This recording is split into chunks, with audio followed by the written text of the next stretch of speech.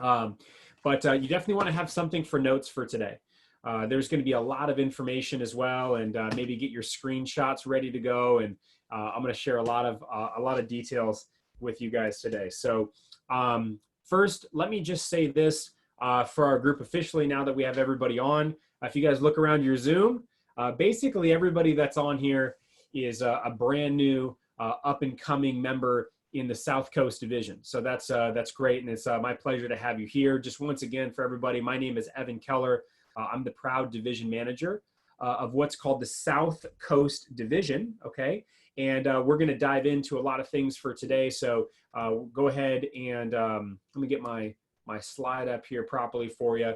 And I want to give everybody a warm welcome to our SLDM. And I'm sure at this point you figured out what that stands for, but it's our Sales Leadership Development Meeting. And I'm going to talk about the goals and what we're trying to accomplish during this event. But you're going to see this a lot. In most events that I run, I'm going to have this up on a slide. I know Xavier's seen these before, and Anna's probably seen these before. And just, I feel like nowadays, being focused and being engaged in a learning process, depending on how you look at it, unfortunately or fortunately, is a superpower nowadays, because we live so distracted like all the time. So, you know, Taylor, you carved out some time today, and the more you put in, the more you get out. This is a job where you get paid based on your value. And if you learn more, you earn more. So that's why I always talk about this, and really getting a chance to increase your value set as a rep, and obviously talking about the other opportunities for you all as well. But I'd like to kick it off here with your notes for today. I'd like to talk about what engaged leaders are. And one of my passions about working in our business, I've been with our business now for over 17 years, and I'll talk a little bit about my personal story a little bit later on, is I'm excited about creating new leaders. And we work with a younger group very typically, although not all the time. We have students mostly, but not only students. Some of you may be in school, some of you may not. I want everybody to feel like no matter what age you are, you can advance in our business, and you can have an opportunity to be influential and impactful. And I don't know if all of you would agree with me on this, but I hope you would, is that I think our world needs not only more leaders, but better ones, right? Better ones that are there to help and influence and impact the society that are around us. And so when our leaders are 100% engaged, this is something that we talk about in the culture, in the DNA of our division. And so one of the things that we always talk about is our top people are always looking to seek best practices. You know, that's why you came today. You know, Jenna, you were invited by John Roach and said, okay, what's the SLDM and what are all those things? But they describe very likely, hey, Evan's going to be talking about how to advance, but also some advanced selling tips and advanced recommendations. And so you want to seek the best practices. And you know, you want to learn from the division manager. I have over $40 million in sales. I've trained and recruited thousands of people at this point in my career. And so we've come down to our best practices. And then Delaney, for you, if you have best practices in our business, that gives you confidence, you know, that you can go execute if you know how to do something the best way. And I think you can all spread that to your life as well. You know, you want to be looking for what are the best practices to go about life. And so that's what we're on a constant pursuit for. I also want to work with leaders that are really hungry for growth. So obviously, you know, I can see all of you on my screen as I'm running this, and I can see who's engaged. I can see who's taking notes. I can see who's going all out. I can see, and I remember who's engaged in the chat box and who's giving answers and light bulbs and takeaways. But I will tell you that the more you put in, the more you get out, like I'll say many times. And so want to continuously be hungry for growth. And if you want to take notes on this, something I say very often is that we can never learn anything close to enough. We can never learn anything close to enough. And the idea is that, like, I'm looking at Xavier today, who's learned a lot of things since the summertime starting. So you might all even hear a few things today that you already know. You know, Anna, you might hear something that you already know, but then that's the test, is that you don't want to check out. You want to go, okay, great, I already know that. Now am I living it, right? Is it a best practice? Am I acting it out? And then for our leaders who come in advance in our company, then it's all about, hey, can you teach it? Right? Can you teach that to the next people, to the next generation, and teach it effectively? And then, of course, leaders that are 100% engaged in their lives inside and outside the business, they're able to create personal clarity about where they're going. And some of you might have a good path, a dream job, what you know what you want to do, and some of you might have no idea what you want to do right now in your life. And that's actually an acceptable thing to say right now. That's okay to have that. But it's powerful. You know, Taylor, if you can even just create clarity for the next 6 months, or clarity for what you want in your life just 1 year from today. And that was it. Like, you just look that far. When you get clarity, it allows for better decision making, right? You skip the Friday night out or the Saturday all day college football situation with buddies because you go, hey, I got 5 appointments that day, or I got to prepare for a test coming up, right? It just allows us to make better decisions, and really allows us the power to say no, which is immensely valuable in our life, because oftentimes we're saying yes too much. And so leaders need to be able to say no when they have clarity about what's going to help the vision, not only for themselves, for their organization. So that's something that we talk about a lot. No need to take any notes on this right here, but this chart with active learning and passive learning is basically a psychological representation to say, hey, if you're engaged, Ty, if you play all out, if you take notes, if you engage in the chat, if you post your light bulbs in your team chat, you actually retain more information. So it's in your best interest to do that. And it's part of our divisional culture. So you definitely don't want to just sit back and listen. You want to get the notes. You want to make sure you get the goods and make sure you understand the content, so you'll be able to put in the best practices. All right. So this event that I'm running right now, I will say I believe this is one of the best events that I run, if not the best event that I run. I actually love this one a lot because Christy Moon, like, I haven't had the opportunity and privilege and pleasure to meet you yet until now. You know, people have to work to get invited for this meeting. And I will tell you that if you were extended an invite for this event today, your manager thinks highly of you, sees potential in you, and you might even feel like, man, I haven't been doing as well as I needed to. Hey, take it as a compliment and saying, hey, you know, Jenna, John Roach sees something in you that you could be great. And so that's a compliment. And obviously you want to take action on that. And then we got someone like Taylor, right? Taylor's cooking in his fast start, right? Almost at $8,000 now in total sales since you've started. You might feel like things are going really well. And then, hey, how do we make sure we help you explode out of this event, right? That's definitely a focus and a goal of what we want to be doing for all of you today. So I have 3 main objectives for all of you while you're a part of this event. Number 1 is to dramatically increase your Cutco sales. Delaney, this event will be worth your time. I promise you. This is the event where afterwards you message Christina on WhatsApp and you say, what the hell? You've been holding back. Why haven't you taught me these things and these items? And well, we want to give it to the people that have put in more, are committed to getting more, and then also the people that we see having a lot of potential and having sales. So that's why we like to reserve this event for our potential sales leaders in our organization. But I want to, if you're taking notes on this part, I want to dramatically increase your Cutco sales. I don't want you to sell a little more. I want you to sell a lot more, right? Because we're all in the same team. We want to sell as many Cutco products as possible and help people have our great product in their home. I'm also going to educate you all on the future opportunities. Okay, educate you. And so that's going to help create some personal clarity. So Leah, you leave this event today and you go, hey, you know what? I had no idea there were all these things available for me in Cutco, but now I'm excited about this. And some of you might go, I'm excited about the top level. I want to get all the way there. But some of you just, Christy Moon might go, you know what? I'm just excited about that next step. And I now know how to get it. And that's absolutely exciting for you to be able to dig your teeth into. And then of course, I want to identify my future leaders for 2021 and beyond. Obviously 2021, 2, 3, 4, 5, et cetera, as we're building our great division. There are 50 divisions in our nation right now. Every year, we're in the top 10 or top 5. We have a great division. We have great performance from our people. But you know what? That's not good enough for us. We want to be the #1 division. And if we're going to be a championship division, we need to create more championship type of people. So if you want to think about it this way, Mr. Evan Donaldson, this is my recruiting meeting.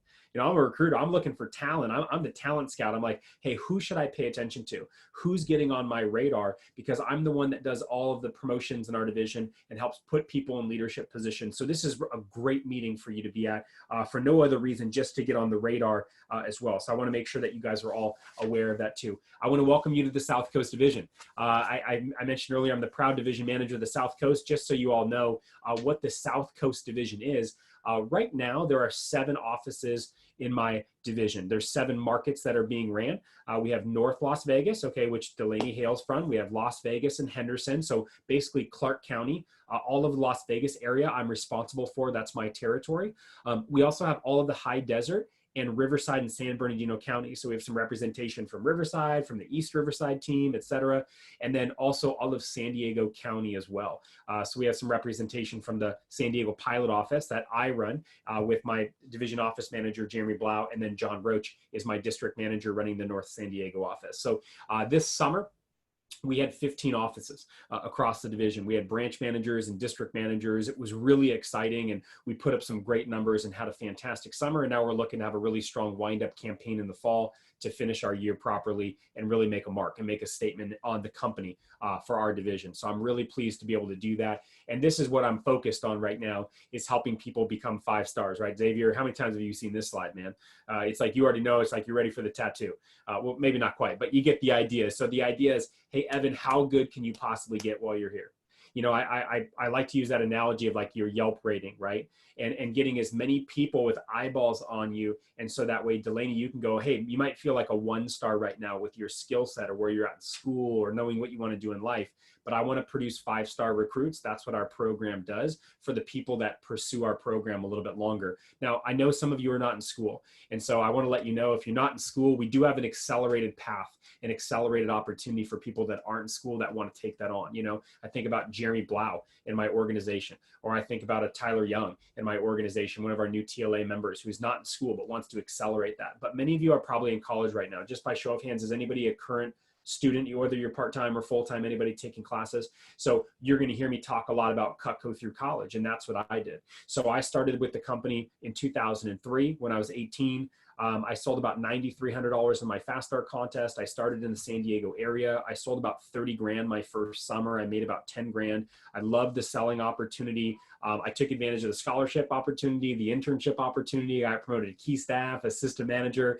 I did the Cutco through college. I was fortunate to be able to make enough money to pay my way through college and graduate from my private university at Marquette debt-free, which I was really proud of through our Cutco vehicle. And I graduated in 2007 with my degrees in marketing and finance. When I got done with that, I decided that I love Cutco. I love the product.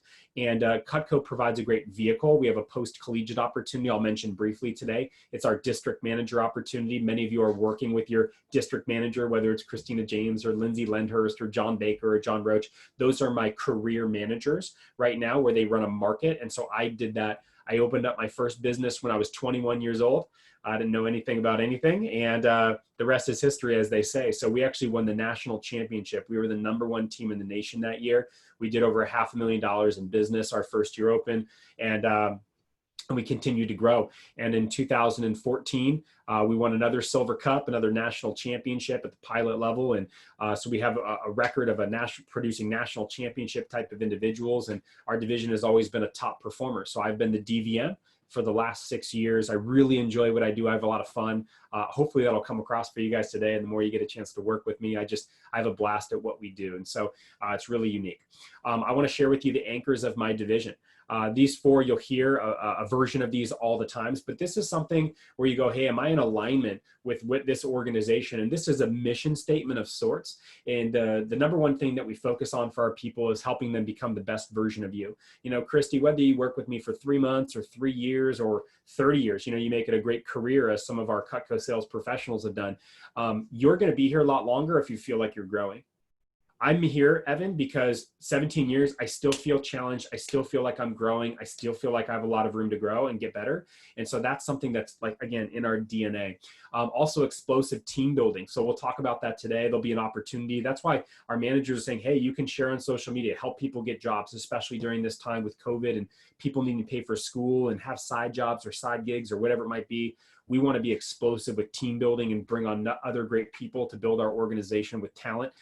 We also have high standards for sales performance. Many of you are well aware right now that we are an SLC push. So if you guys want to write something in your notes right now, if you just want to write down the phrase, make a statement, one of the things that you can do, the easiest way that you can make a statement right after this is, for the next 3 days or 4 days, we are finishing our SLC push. So Jenna, go make a statement.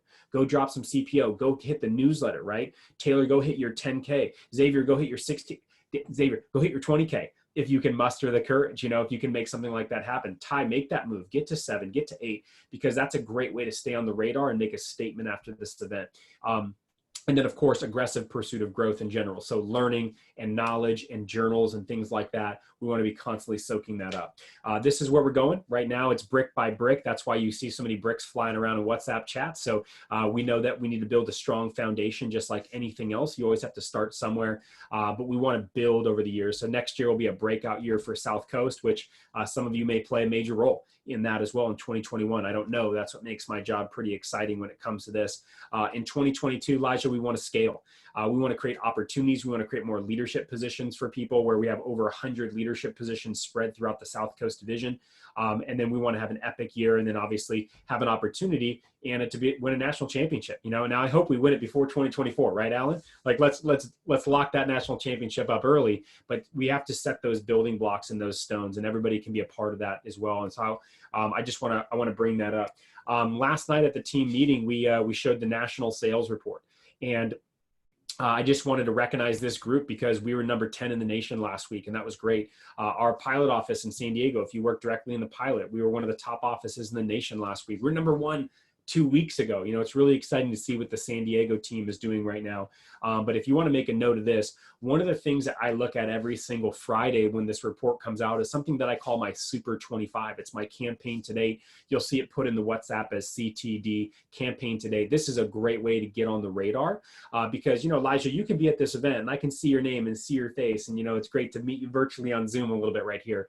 But where you get a chance to kind of yell at me and say, hey, Evan, notice me is really this, right? You get a chance to be on the radar by, these are our top performers so far just for early in the month of September. Anywhere from selling 1,600 to our #1 sales rep. So far for the month of September for the fall is over $40,000 in career sales. Okay, now that's one of our CSPs, one of my career guys. But you can see what results have come in so far. Like I see Evan Donaldson on here. That's really great. I see Taylor on here. I see David Roberts on here, which is great. You know, so I see some names. By the way, this report is always 1 week behind. So Taylor, do the math, man. Where are you now? Right? Do the math, right? So you can see that. And so you can start to make these really positive moves to get on my radar. So you'll see me communicate with those emojis very often, and you want to stay on the radar. So hopefully just right there, I want to create some light bulbs for you on this event and why you're here and what we're getting out of it. But during the event, you guys, I'm going to ask you to make sure you're taking good notes, and I'm going to have you share some light bulbs in the chat. So the chat box should be on. And this is also helpful. You know, if we go through anything that you find helpful today, you know, share it. If something hits for you today, if there's Alan for you, there's a spin on something that you missed last time that sinks in this time, or it was great to hear it again, drop that in the chat, you know, so you get a chance to learn from your other members of this SLDM group. And then what I'm going to ask you as well is to make sure that you are posting up your light bulbs in your team chat. So Christy, after this, you'll post up all your light bulbs in the SD Dynasty chat. Ty, I'll ask you to do the same thing. These are great, easy ways to get on the radar, but it helps make a difference for your team and definitely a part of our culture. So here's where we're going to start. For today, I'm going to go into the opportunities. I'm going to go into the opportunities first because I kind of want to lay out for everybody what's available for you. After we go through all of our opportunities and positions that are available that you can take advantage of, we're going to take a little break. We'll take 10 minutes. You can, you know, use the restroom, grab a bite or whatever the case is, and then we'll jump back. And the second half is going to be real heavy teaching. Okay, so it's going to be really heavy teaching, and I'm going to talk on 2 particular topics, but one that we're going to spend a lot of time on is going to be on recommendations. So I imagine a lot of you want to get better at collecting more leads from your clients, right? So we're going to spend areas on that. That was something I prided myself on when I was a representative, when I was an All-American Scholarship winner with the company. I wanted to get masterful with leads and recommendations. So we're going to dive into that topic, and I'm going to give you some practical things you can use right away. And then I'm also going to teach you some advanced closing stuff. And then of course, you guys are going to walk out of here with some spice and some sauce to be able to learn the kitchen system. So I'm going to show you a new way of presenting. We're actually going to do a new close today for all of you that you'll be able to implement and be excited to do on your next demo as well. So here we go. As far as our opportunities go, I want to start here because I think this is a good place to begin. You've heard this a lot. If you're at this event and this is the first time you're hearing about this, then your manager is not doing their job right. This is something you should have heard about in your initial training. We have people right now like Alan who are part of our, and Max, like part of our TLA. So I know you guys already know the drill and why you decided to be a part of it. Actually, Max and Alan, and I know Ty's gonna be interviewing Xavier. I might ask you guys to drop something in the chat here soon about why you pursued TLA, you know, why you were excited about it for you and why that added up. So I'll ask you here in just a little minute when I go through this process. But Leadership Academy is essentially our version of our management and leadership development training for Cutco and Vector. Every great company out there is going to have a version of it. You know, Google's going to have their spin, right? Apple's going to have their spin. I'm sure Tesla has their spin, because you know what? Great people, Elijah, are going to come into that organization. And then you know what Tesla wants to do? They want to cultivate, curate, and develop their talent.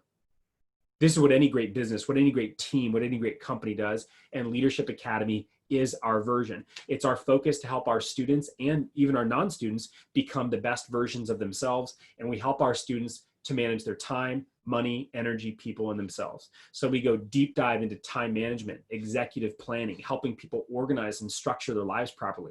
Not only, Delaney, for you right now in your life as a young woman, but how do you do that later on when you're 25, when you're 30, or however old you are, right?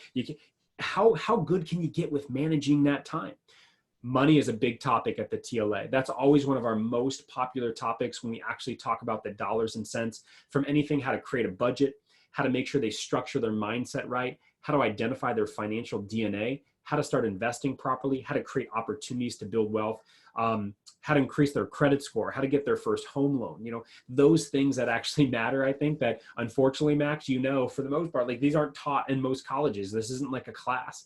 You know, there's a lot of places that you can learn it, but this TLA is a great place. And of course, managing energy, managing people. And we focus, especially right now, those of you that are in TLA already know, we're really focusing on self-awareness right now, managing yourself to make sure you can improve in those areas. So for some of you that are already in the TLA and have been invited into that, could you guys drop in the chat, just for the other SLDM members, the new people that are there, why were you excited about the TLA? Why did it make sense for you? Why was it something that you fought for to earn a position into our coveted Leadership Academy? While you all are dropping those in the chat box right now, I just wanted to let everybody know that our TLA is just one of those things that looks fantastic on the resume.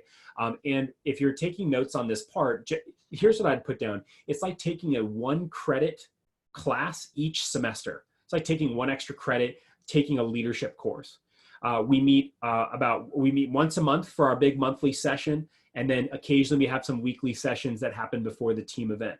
And our individuals are stacking on their skill sets, and we want to help them with selling more Cutco, of course, right? They're also going to learn how to become managers and run businesses with us if that's something they're interested in, although it's not required. And then also want to help them with their life, right? Want to help them with their Cutco skills and their life skills while they're here. So I think that's really important for y'all to understand how that works, okay? And so why people get a chance to do that and why they want to be a part of that and why they want to do it. So if any of you are interested in that process of moving up, this is the first door to open to get in, to get a chance to really move up in my organization. TLA opens up every single door. If you want to get to an assistant manager position, a leadership position in the organization, or run a branch office or anything like that, you'll hear me talk quite a lot about that as we go through. So let's talk about some of the steps. So thanks, Xavier. I see that teaches you how to be your best self. And yeah, so you can even see they're like managing time and money. That's like the big thing for a lot of people right now, because many people don't have those skill sets. So Alan, I appreciate the brevity in your response, right? Just simple, like, I want to get better.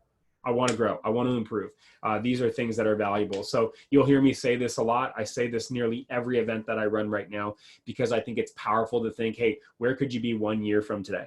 Right now, some of you, like Anna, you could think about like, hey, I'm at X in sales right now, but 1 year from now, what would it look like if I was at 30 grand in sales? What would it look like if I was at $50,000 in sales and I was earning 45% commission? You know, and thinking about how you would get paid 1 year from today. Sometimes I train new representatives and they get focused on what they're making right now. not understanding that in 1 year you could 2x, 3x, 4x, 5x, 10x your income with Cutco.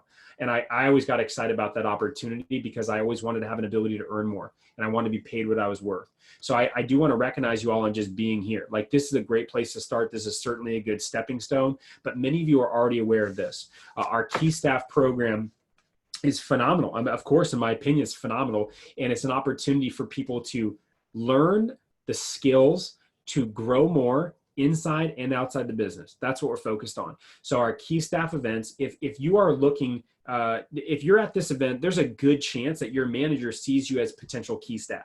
They might have already invited you to the event on Saturday. And that's a huge compliment as well. It's a great stepping stone. And what I think about it, for many of you, some of you guys just might be motivated by resume experience, right? Elijah, you might just be like, I just want to check off the boxes, right? I want to see how good I can get, because if I'm going to be here, I want to be here. I want to get everything I can out of it. I might as well soak it all up. So our Key Staffers are people that are at $2,000 in sales or more. They have a good attitude. They're willing to work consistently. That's really key. I'm not so concerned, Delaney, with how much you sell every week. I'm more concerned with if you do it week to week to week to week, right? I'm actually way more impressed with somebody that sells $500 5 weeks in a row than somebody that sells $5,000 for 1 week and doesn't do anything for the next 5 weeks. Because would you guys agree? Anybody could have a great week. Would you agree? Right? Like, you could just, Taylor, you could run through Customer Buys an Ultimate and another Ultimate. You're like, whoa, I'm at $4,000. I'm at $5,000 for the week. Well, I don't want to discredit that. That's really awesome to have that. But you know what? You don't want to be that one-hit wonder, right? You want to be that person that, hey, can you do it every week? Because wouldn't you agree? That's how that we want to be able to count on you. We want to be able to have that person go, hey, I'm excited about this person, this man or this woman, to move them up in the organization. So here's what I would say for you. If you're at this event right now and you haven't gotten this, you haven't gotten an invite, that would be my target. Hey, in the next 10 days, can I earn a Key Staff promotion? So I would encourage you actually right now, even as I was asking to be 100% engaged in the event, is grab your phone and message your manager on WhatsApp if you're interested, and just go, because your manager doesn't know, right? Leah, Jeremy has no idea if you're interested or not, let's say, right? Maybe you've communicated at this point, but let's just assume you haven't had the conversation. Your manager is not a mind reader, but if you just said, hey, what do you need to see? Taylor, that's such an easy thing. Hey, John, what do you need to see for me to earn this thing? And we actually want you to ask if you're interested, because it shows interest, right? So Max, it shows that you have a desire to grow. It shows you have a desire to get better versus you just getting promoted for the sake of getting promoted. So it's more about the attitude than anything else.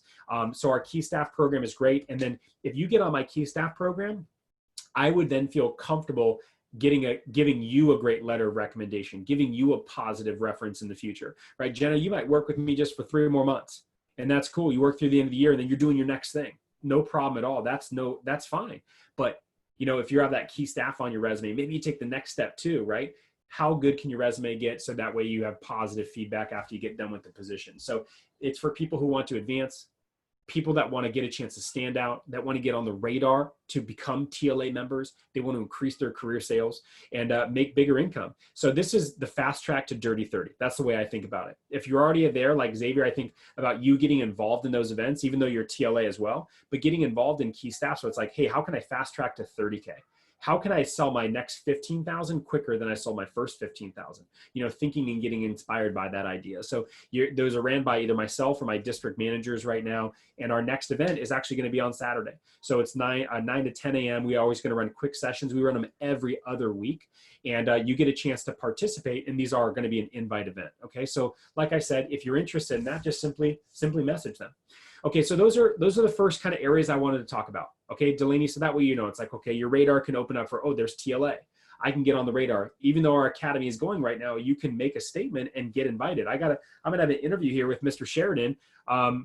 If it's not this week, it'll be next week, who's earning his spot, right? I know Miss Anna is gunning for TLA, right? You got to hit that next career sales mark and boom, then we get a chance to have our interview. I'm really looking forward to that, you know? So you get a chance to interview to get into the academy and join in with the rest of the leaders in the South Coast Division. We have about 45 people or so new members that are in our academy this year, and a lot of returning members as well. So we're really excited about the leadership group that we're building. The next position to get to is Dirty 30, okay? Dirty 30. Now, there's some of you that are here, but I want to say this. If you're already at Dirty 30, you need to start taking advantage of it, because that's where the job gets really fun and gets really exciting. Some of you are just below that mark. You're at that $6,000, $7,000, $8,000 mark. And then some of you are, you know, you're brand new, right? You sold your first, I think Christy, if I memory serves, I think you're just under $3,000, so far, right? So you're really close to that. And so how do you get a chance to hit this more quickly? We say for everybody, this is where you can work part-time but earn full-time income with Cutco, or this is where you can work full-time and earn big time. Okay, so you can take it whichever way that you want to, but just think about this. This chart might actually be screenshot worthy for you later on, just so you have it and you get a chance to see and just digest this information, because I won't have the slide up for too long. But even for this, I would say I need to by this fall. Okay, by this fall, that should what that be updated as. Now, if you look over here, you see where I have 1,000, 2,000, 3,000. This is what I think that representatives should be selling on a weekly basis, okay, if they're working consistently. So just to break this down, this is like 7 appointments, this is 12 appointments, and then this is going to be more like 15 to 18 appointments. So this is like part-time, this is going to be more full-time. So for most of our students, though, it's right here. Right? So just focusing on selling $1,000 a week. And, Taylor, I know I keep bringing you up because you had a good fast start contest, but think about that. Now that you've sold 7,200 in your fast start, how does going out and selling $1,000 for the week feel? It's like, no big deal, right? That's a homemaker set. It's a galley plus 6 with some Christmas gifts. So it's not that it's not good. It's just, you want to increase your standards. Maybe that's worth writing down, increasing your standards about what's acceptable for you as a sales leader, right? Also, there might be some of you that are focused on what, Evan, I'm really busy with classes and I want to focus on selling $500 every single week. Evan, maybe that's you. I'm actually really happy with that.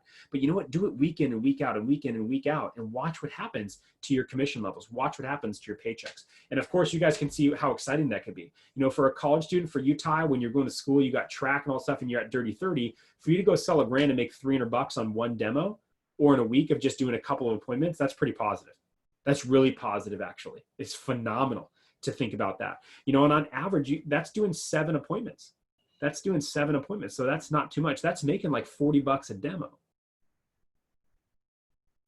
So that's powerful to be thinking about that and just increasing your income earning potential. And of course, it only gets more exciting as you continue to increase. So that should be the thing for you, is that writing down, hey, Dirty 30, I got to hit it. And I would actually challenge this group right now. Think about it and your goals and go, when is going to be your Dirty 30 date?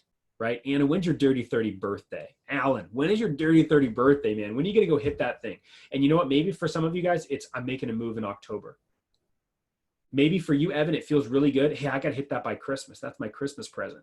I would be fired up to start 2021, a fresh new year, at a nice percentage, at 30%. You never go back down. It doesn't matter where it's at, but I would encourage you to set a date and share that with your manager so they can help you break that down. Like Elijah, John Baker can go through detail by detail by detail. This is exactly what you got to do. All right. So that's Dirty 30. Okay. Now, I'm going to go through some other positions. So what I'm going to talk about next are really our leadership positions. I'm going to talk about our management positions. I'm going to talk about people that are going to rise up in the organization. And these are people that are going to get promoted by myself and their district managers. So I'm going to mention a few things down. I would take some notes on this for sure. But we really have 2 positions here. We have an assistant manager intern, and then we have a full-fledged assistant manager. So let me make sure that I'm clear about this for all of you on just describing the difference between these two. Okay. An assistant manager intern does a lot of the same things that a new assistant manager does. It's just their trial period. Okay. So Evan, if you were promoted to an AMI in my office, in the pilot office, you'd get a chance to peek behind the curtains. You'd get a chance to sit in with a staff meeting. You get a chance to get in my inner circle a little bit for our staff, right? Because we have our pilot staff right now. But then you'd also get a chance to start contributing a little bit. This position, just so everybody knows, AMI is held for somewhere between 2 to 6 weeks. Okay? And then they're promoted officially to a full-fledged assistant manager. So it's kind of like watching, observing, contributing, and they get a feel for it. And then eventually they're full-fledged assistant manager here. And a lot of times our AMIs are filling out their assistant manager intern application sometimes at 6K. Like Ty, for you, I know you just hit 6K. If you had a lot of energy around this topic where you're like, hey, I want to get on the radar, I want to move up, you could request, hey, I would like an assistant manager intern application. So you could actually fill out that application. You might not get the position right away, but just filling out the application is great, because then you would go through the interview process for becoming an AMI in the office. So if anybody's thinking that already, that's also a simple thing that you can do, because some of you might already be there, where you can message your manager, hey, Evan's talking about AMI right now. Could I get that application? And then you'd have a follow-up with your manager about, hey, Delaney, when would that make sense for you? It might not make sense for you in the next 3 weeks or 6 weeks, but you could start the process with Christina, because she's looking to develop all of her leaders in her office, right? And there's room at the top. That's a good way to think about it. There's room. We want to help pull people up and help promote people.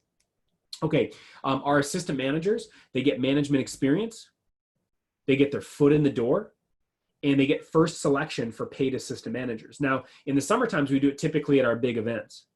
However, during this time of year, it's all done one-on-one with your district manager. So there's phenomenal opportunities for you to get a chance to get your foot in the door. And what, if you guys want to put this down, our assistant managers get a chance to double dip. Okay, so Max, when you earn this promotion with John Roach, you get a chance to double dip. So you're going to make your 25 and then 30%, eventually 35% off your sales, but you're also going to make a cut off of the office that John's going to pay you to. That sound good? So you get a chance to double dip. So I always like that being an AM, because the better my team did, because I was contributing, I was helping in the office. That's a beautiful thing. Now you might go, well, hey, what do assistant managers do? So I'd like for you to get this down. Assistant managers, when they're brand new, are really expected of 3 things. Number 1 is consistent sales. Okay, so Evan, if you're like, hey, Evan, I want to track for this, I'll go, well, how consistent have you been with your sales? Because that's the number 1 most important thing. And then when you get that promotion, Elijah, if you're tracking for this and you want to get a chance to influence and coach and help other people, well, great. You want to make sure you're consistently selling when you do get to that, because that's the number 1 job of an AM. The next job that they do is they help with team building. They help with team building, whether that's through social media or through our personal recruiting program or something else the manager has going on in the office. They're also helping to support that with team building. And Ty, that's not only people that you know that you're recommending to the job, which is great. We have so many people that get recommended the job every single week. We can't even handle it all. So we need help with those, like to help schedule those people for interviews, because people are looking for jobs right now. And then the third thing they do is they lead by example. So that means, just being great on Zoom, showing up for all the team events and the team meetings. Max, that means you're cheering people on at the team meeting, right? You see somebody else get the promotion, you're the first person. You're the first person to hit the chat. Way to go, Alan, right? You're leading and you're showing people what it means, like what behaviors are good, right? Because when you get promoted to that position, Christy, everybody's going to be looking at you for their cues, right? They're going to go, well, she's the assistant manager. How should I act? How should I be? So our assistant managers are really culture creators, because people are going to look to their next closest peer and go, how should I operate? So it's a really important role. And it's a great chance to work side by side with your district manager, or if you're in the pilot office, work side by side with me. Okay. So that's a great opportunity there as well. Our assistant managers, just so everybody is clear, those of you that are in school, this is something that can be done part-time around school. Okay. Some of the assistant managers work 1 day a week, or Evan, it might be 2 half days a week that you're doing it around your classes and your selling and things like that. So it's not piled on in a really heavy manner. But then during our open seasons, they work a little more, right? During winter break, obviously, right? People typically don't have class. And then what do you guys think is the other big one? Mr. Allen, summertime, baby, right? That's the time we're gonna get you ready for that summertime season. That's our main season. Just like the NFL's in their main season right now, summertime, that is our NFL season right there. So right now we're in off season, prepping, getting ready, training, gearing up for our 2021 year. We're really excited about that. All right. Next position after assistant manager. So these all start to come out of our Leadership Academy program. Our branch manager is our premier opportunity. It is our number 1 opportunity that I believe Cutco provides. It is elite resume experience, and it sets our students apart in a huge way. So this is what I'd like for you to get down in your notes.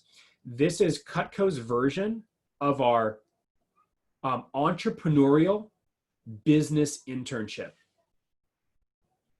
It's our entrepreneurial business internship. Have any of you ever thought about running your own business, working for yourself someday? Has that ever crossed anybody's mind? Okay, a couple of you have thought about that before. I'd like for you guys to put in the chat, for those of you that did that, like Taylor, I saw a couple of you guys raise your hand. What is of interest to you about running your own business? So you can just post it in the chat. Would be great. This is a great place for people to learn this opportunity, on how to run a business, how to coach people, and they will be responsible for running their own organization for the summer. So it is only a summer position. So Anna being your own boss, right? It's a cool thing to do, right? You get to call the shots, which is great. I love it because I love to influence and impact people, right? Like I want to just get a chance to make a difference, right? In some way that I can do that. And that's really gratifying. Create your own schedule, control your own time. That's pretty amazing to think about that. Oh, looks like we have some people in the waiting room. Hey, thank you very much as well. I'll turn that off as well. Thanks, by the way, for that, Ty. Don't have to answer anyone above me, okay?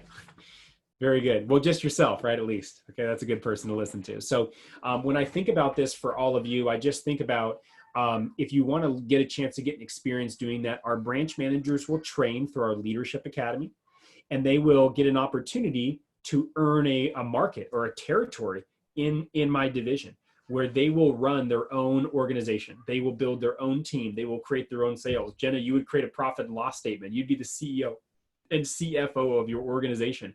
But what I love about it is that you're in business for yourself, but not by yourself.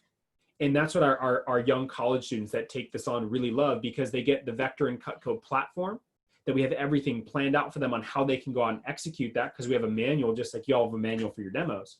But then they get a chance to go out and run a business and learn how to scale a business, how to grow a business if they want to do it multiple times. So it's just a summer position, because many of them are returning back to school in the fall time, August, September, something like that. So it's a very amazing thing. It's challenging. And the resume experience is absolutely elite. It's absolutely elite. And so I think a lot of people want to do internships. Maybe some of you guys have heard that in college, like, hey, you need to get an internship in your field. I think this is a great way for our students to separate themselves. It looks massively different than anything else. Particularly, I actually really hammer this for if any of you are non-business students, right? We have some people that are in business, so this is a natural progression for them. But I say, hey, if you're a med student, you want to go to law school, you want to be a teacher, maybe you want to run your own business someday, right? That's fair. You want to be an engineer. This is a great thing to do if you have interest in this, because it separates you from every other med student.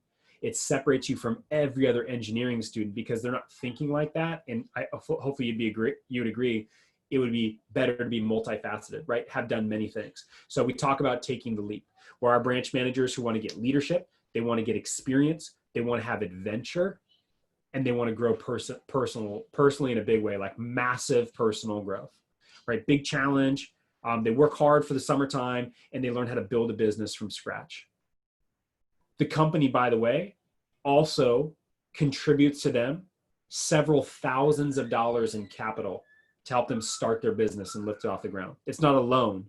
They just give them that money once they've earned their spot through our Leadership Academy programs. It's pretty incredible, and our top students get those spots. So, I put this up here for you, and I always put this question for people, like next summer. Remember, I had that slide. I said, hey, where could you be, Miss Delaney, 1 year from today? I don't know. But I actually want everybody to know that you actually could put yourself in a position right now, just starting this job, to put yourself in a position to run a branch next summer. That's pretty cool to know that that's out there. Now, by the way, most of you won't do that. In fact, many of you won't.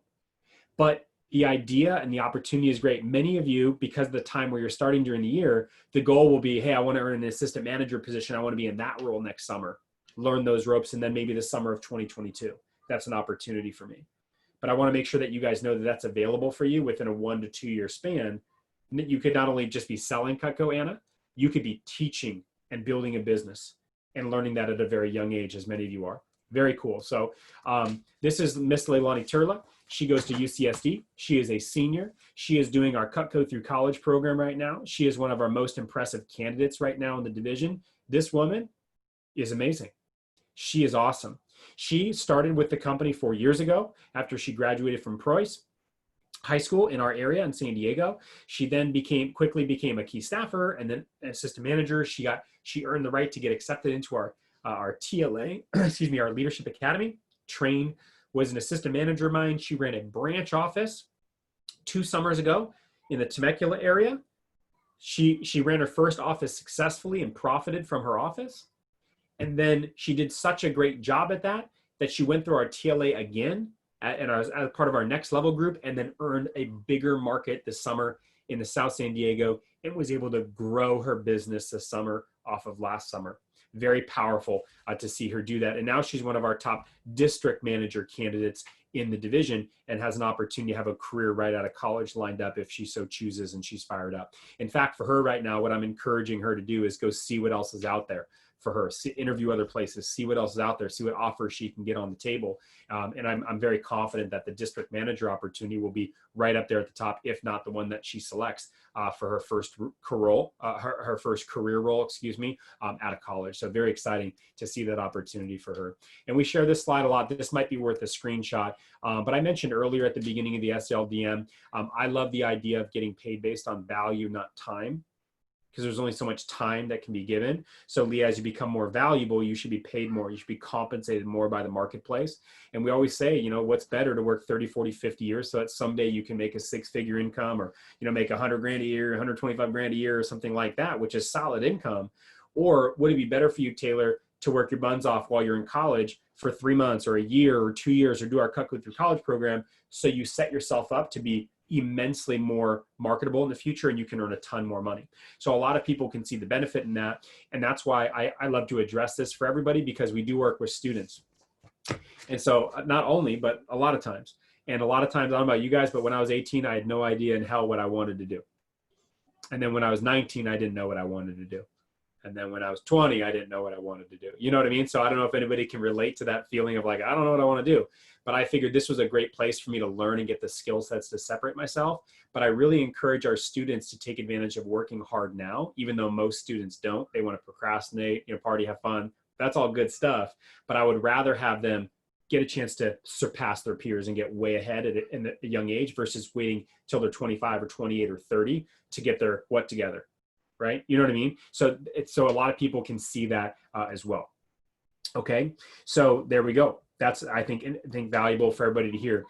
Last couple slides here before I'm going to take some light bulbs for you on this part, and I'll go through the rest of the opportunities, is the division office manager. So many of you are familiar with Jeremy Blau at this point, but if you are not, Jeremy Blau is the division office manager for my pilot office, and he runs my day-to-day show. Okay.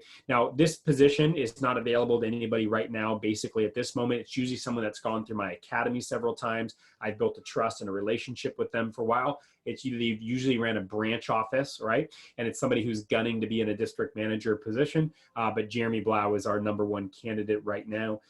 And he's training and prepping to become a district manager and get his career and get his shot in our division. So very excited for him. And that's my #1 mentee for the year.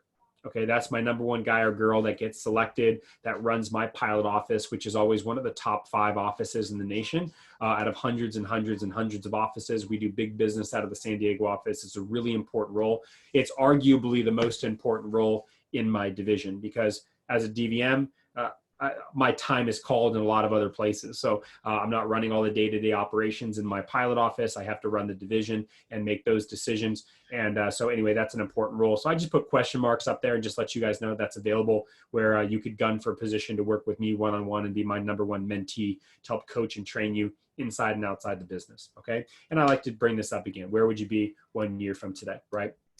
So I'm gonna have you guys look at your notes here. We're a few minutes from taking the break. I want to go through a couple other positions with you real fast. But if you guys look at your notes, and if you look at your part and you click on the participants, most of you all know this, but if you click on participants on your screen, you can raise your little blue hand. But I'd love to get some light bulbs from some of you guys today. So if you look back at your notes and go, hey, what was something that I just went over that maybe you didn't know about? Like you didn't even know it was available, but now you know, and that's exciting for you to know. Or what was something that that resonated from you today? What was something that you needed to hear? What was something that was of value for you? What was something that stood out for you? So we won't have it go around the horn, but I'd like to take a couple ones real quick. If you guys want to, so Anna, I see you first. I'll have you go first. And you guys could just share, 1 or 2 things that stood out for you, some light bulbs during those first parts of my comments. So Anna, go ahead and kick us off. Yeah, so I just thought that a takeaway was that even though branch manager, that's an entrepreneurial internship, you might not be pursuing that, something that I found was kind of important, significant, was that it's still a pretty good idea to try and gun for that, because that just sets you apart, and that's something that is important when you're looking for any other job or a career, even though you're not necessarily looking into something like that. So Sure. yeah. Yeah, kind of the concept of act as if, right? And you never know, because if you continue to prepare, you might get that role. If you think that way, you might earn that role, just as a byproduct of going through the steps, right? So that's really good. Let's take a couple more. Who'd else like to, something that was a light bulb for you, or a position you didn't know it was available, something that stood out for you, something that's exciting for you, something that you want to talk to your manager and get more details about. If you don't know how to do the blueberry hand, you can also go like this too, and I can see all you as well. We'll go Delaney, then we'll go Max. Yeah, so I really liked the thought of like becoming more valuable now as opposed to becoming valuable later. And especially because like the career path I'm going down, I don't really see myself like getting out of school for another 10 years. So it like by becoming more valuable now and using this time more effectively as opposed to doing it later is pretty big, I guess. Yeah, that's cool. Thank you for sharing that. Even for some people, like even moving up in the business is that's great, but also just the commission increase, right? Think about 10 years of schooling and what you rack up and when you pay that. What about 50% opportunity that we have and the ability to earn at a really high level? It's really valuable. Max, go ahead, and then we'll go to Christy, and then we'll move on. Yeah, so one of the biggest issues I've been having is the consistency part. Like, I do a good job when I have demos, but I have a problem with booking them. So I know that's one thing I need to work on now, and I also see the value in it. And I'm a little more interested in the like assistant manager positions and interns now, and I want to ask a little more about that. Yeah, So, and that's why you just reach out to John and you go, well, let's just have a conversation just to open it up. Can I give everybody a secret on how to get promoted? This is not just for here. Like, this is wherever you go. Just ask. Just ask, right? But that's one of the ways that I got promoted, being a DVM. Every time I like saw my region manager, I was like, hey, you got any spots for me? And he's like, no, you got to earn your stripes, Evan, right? When I was a young district manager. But you know what? I probably just got on his list because it's like, oh, Evan's interested, right? So that's a big key. Even if you don't know if you're going to earn that spot or if it's for you, that's so valuable to do that. So I'm glad that rung true for you there, Max. Christy, we'll just wrap up with you here real quick. Okay, so I thought it was really interesting that you can be an assistant manager and you can do part-time, because I'm a full-time mom. So that's like great, you know, just having those opportunities, because a lot of times those are like, oh, you have to be full-time to do that kind of stuff. Yeah. Yeah. So just understanding that there's flexibility. In fact, all my assistant managers on my staff, we actually help create all their schedules. They're all different because all their classes are different, you know, but they still get a chance to train and learn and peek behind the curtains and see how the business is ran. And so it's really valuable for them as well too. So, okay, I'm going to go through a couple other positions with everybody. Then we're going to take a little break. I just want to show you guys what our post-collegiate opportunity is. Now, is anybody freshman or sophomore? Okay, so like quite a few of you. So what I'm going to talk about right now, Taylor, really is just like plant a seed. Like, oh, I didn't even know that was available. And then for someone like you, Christy, you might be like, well, how do I fast track this right now for myself and actually create a career opportunity where maybe you applied for the job online and you're like, whoa, there's actually a lot more that's there. So that's part of the purpose of why I run this event, because I want to make sure I communicate well to all of you what's available in my division.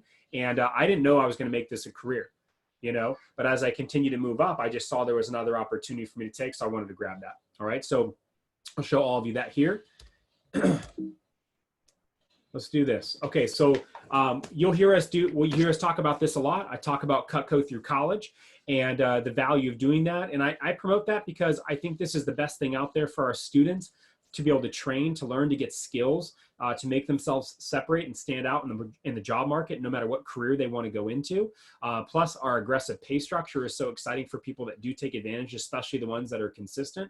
But this is all something that I did. So I'm speaking from my personal experience. You know, I sold Cutco. I did actually your job for four and a half, basically 5 years, you know, before I jumped into a career position with the company, and I sold Cutco all through college, and I love that opportunity. We have a couple of good examples of that. We have Lindsay Lendhurst, who runs my Riverside district office. She runs the Riverside Market and like Corona and that area as well up there in Lake Elsinore. And Lindsay actually went to San Diego State. She's from Ohio originally, but she graduated quickly. Like I know I was talking to David on our team, trying to get out of school early, right on that fast track. And she was really impressive. She just started to move up, key staff, assistant manager. She was our top branch manager several years ago, graduated from school and positioned herself to be a district manager. So now she's the boss lady. So Lindsay, I want to say she's 23. I think that's right. But she's running her own business. She works for herself. She gets all the opportunities and perks of being a district manager, and that's so wonderful. She gets to build her team and create her schedule. And so I really love working with this young, talented leader. It's really great. And so she has a district manager role. And then I think about on the other side of the coin, this is one of my CSPs. This is Matt Graves. And so Matt Graves is one of my career sales professionals. You might actually recognize that name because if you look here at the top of the report, there he is. And he's been my #1 representative year over year for many in a row. Matt actually started working with us while he was right when he got out of high school. He started in a training class with me in 2008, and he just continued to move up. And he was in my leadership academy for several years. He ran a branch office. You'll hear that about a lot of our CSPs. Branch kind of opens the door for them. Justin Marks, another one in the middle, just got done with lunch with him today, right before running this event. And he's another heavy hitter. And then TC Smith. All of these guys right here, if you were to combine all of their career sales, they've sold like a combined about, I want to say it's over 7 million, maybe $8 million in sales, like one-on-one with customers. It's really valuable. But Matt lives a great lifestyle. He was my #1 rep last year. And if you're interested in CSP, that's if you are really interested in income and ultimate flexibility. Because Matt gets a chance to work basically like a real estate agent does, right? So he gets to build his Cutco business with his clients. He has thousands of clients now at this point. He actually sells at all the military bases and things like that all over the nation, which is pretty great. I'll talk about that a little bit later on. But he makes 50% commission. Right. Last year, he sold $750,000 worth of Cutco, or $725,000 worth of Cutco last year. So I'll let you guys do the math on that. I'd say it's pretty good for a 29-year-old, 30-year-old. I'd say that's decent yearly income. And by the way, it's not all about the money, but for some people, it's about the money. And so just having a really exciting, lucrative opportunity is really great. And our district managers, by the way, have that same opportunity, right? Several hundreds of thousands of dollar income opportunity. This might be worth a screenshot. You'll see this a lot, Mr. Roberts. This should look very familiar as we just did your Cutco through college plan, or at least started that process. For many people, their first summer on the job, or right now it's about selling and earning a spot. For next summer, for many of you, it's not about running a branch office necessarily, although you could gun for that. It's about, how do I become an assistant manager? How do I get a chance to be a real leader in the big season, the main season? And then summer #3, do I get an opportunity to run my own branch office, learn how to build a business or grow a business? And then when people graduate, Mr. Pierce, I see you on here too. Hello, by the way. For you, it might be, hey, how do I become that district manager, Evan? Or how do I become that CSP? Or, you know what, Evan, I did Cutco through college. I'm a 5-star recruit, and I have 10 other companies knocking down my door that have offers for me. Would anybody like that? This might be worth writing down in your notes. Position of choice. You want to be in a position of choice. Most people, when they get done with school, they have to take whatever they can get. In fact, most college students, when they get done, they move back home with mama when they get done. That's just the reality of the world we live in right now. But when you become something different, you become more valuable, right? You get a chance to position yourself to become a 5-star. This is what makes people different. We just happen to do it, Max, with the vehicle and knives, right? And the knives are incredible, by the way. And you guys know that, right? But we just happen to do it with that vehicle. So this is what I'm passionate about. This is what I'm excited about. So for our post-collegiate opportunities, we talk about this. And now you guys are going to know, when I'm going to talk about how to communicate with me after this event and how to stay on the radar. You're going to see a lot of these hashtags, right? TLA. For all of you that are here, I'll talk about earning your spot. If you're at this meeting, Kevin, I'd love to see you earn a spot for my Leadership Academy. Whether you earn it in November or December or January, like, it doesn't matter to me. I'd love to just see people advance and want to get more leadership roles, right? I'm gunning for you, Anna. Like, I'm cheerleading for you here. I'm like, let's go get this thing. We want to see people move up. But you'll see best version of you, BVOI. You'll see the 5-star, and you guys will know what those are. And we talk about brick by brick, of course, and we talk about being vector trained and how that sets people up for the future, no matter their path. So as far as post-collegiate opportunities, real quick, since most of you are far away from this, if any of you are in a position right now, school-wise or age-wise, that you want to fast track any of these. Okay, you want to fast track. You want to know, how do I get there quicker? Where I'm not a freshman in college. I'm beyond that. I want to hit these things quicker. That is a message to your district manager. How do I get on the fast track to hit these positions more quickly? So the first one is Cutco Sales Professional. I just mentioned this about Matt Graves, so I'll be brief. It's an independent selling opportunity, a career selling opportunity. They get to work on our events team, a part of our fair and show program. We work at the Del Mar Fair. We work at a lot of our bases, like the military program that Matt does. We work at all the big shows in Las Vegas, like the Cowboy Christmas Show and the like.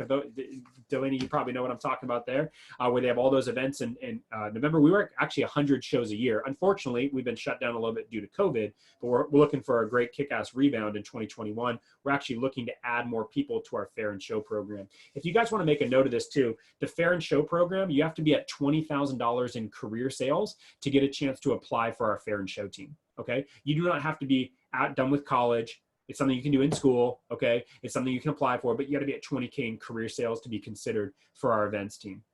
And that's where we do this. This is basically what our events look like, where we'll set up booths, bridal expos, home and garden shows, right?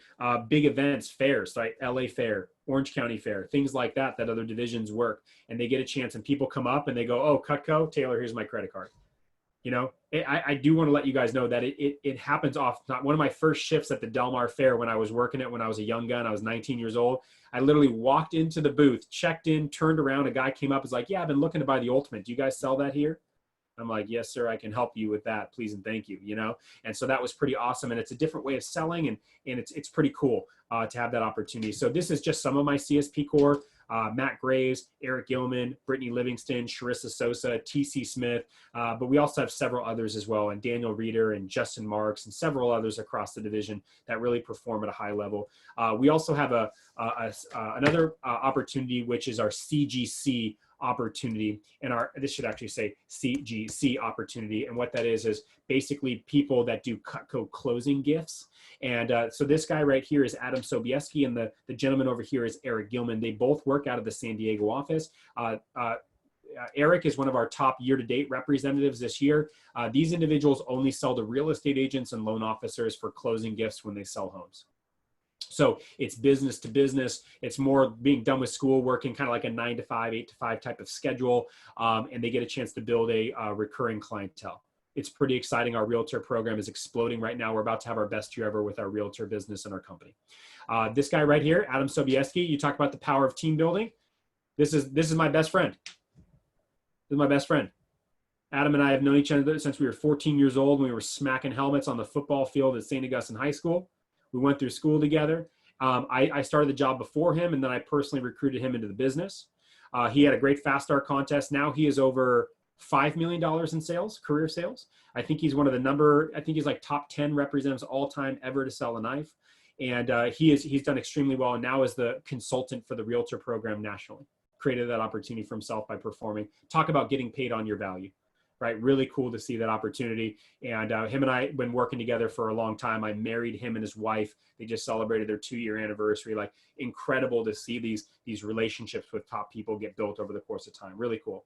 So that's our CGC. So just to be clear, that's not a management role, okay? That's going to be a full-time sales role. And then our district manager role would be taking the different path, right? It'd be getting into running a business. All right. So for people who want, this is if you're interested in getting a chance to build something, legacy, making an impact. And then obviously there's going to be an immense income opportunity. I basically just say that my district managers are like highly paid teachers, right? I think we can agree most teachers are underpaid in our country. I'm not here to discuss why or how we improve that, but I just want to say my district managers, hey, they are highly paid teachers. They have a 6-figure plus income opportunity in building and scaling their business. And it's like our MBA program. They get a chance to entrepreneur and scale. And some of them have other interests as well that they get cooking to. It's really positive for them.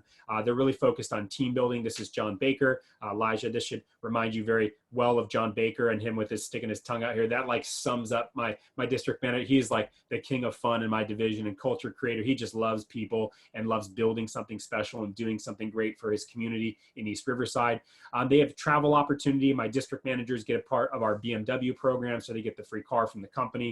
They get a chance to travel. These are some of the places that we've been recently: Prague, Budapest, Panama, Rome, Germany. We were supposed to go to Madrid in March next year, but of course that's canceled.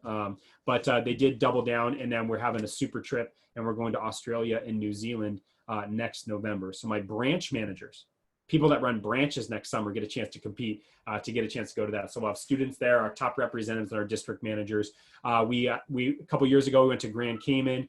This last year, we just went to Paris, France. So if anybody likes to travel and likes that opportunity, my wife and I love to travel. And most of the countries that we've been to has been due to Uncle Vector and Uncle Cutco. So it's been great to get a chance to experience that along the way. And this is our next destination. So my wife and I are beyond pumped for this opportunity. So if you like to travel, there's a lot of opportunities for that.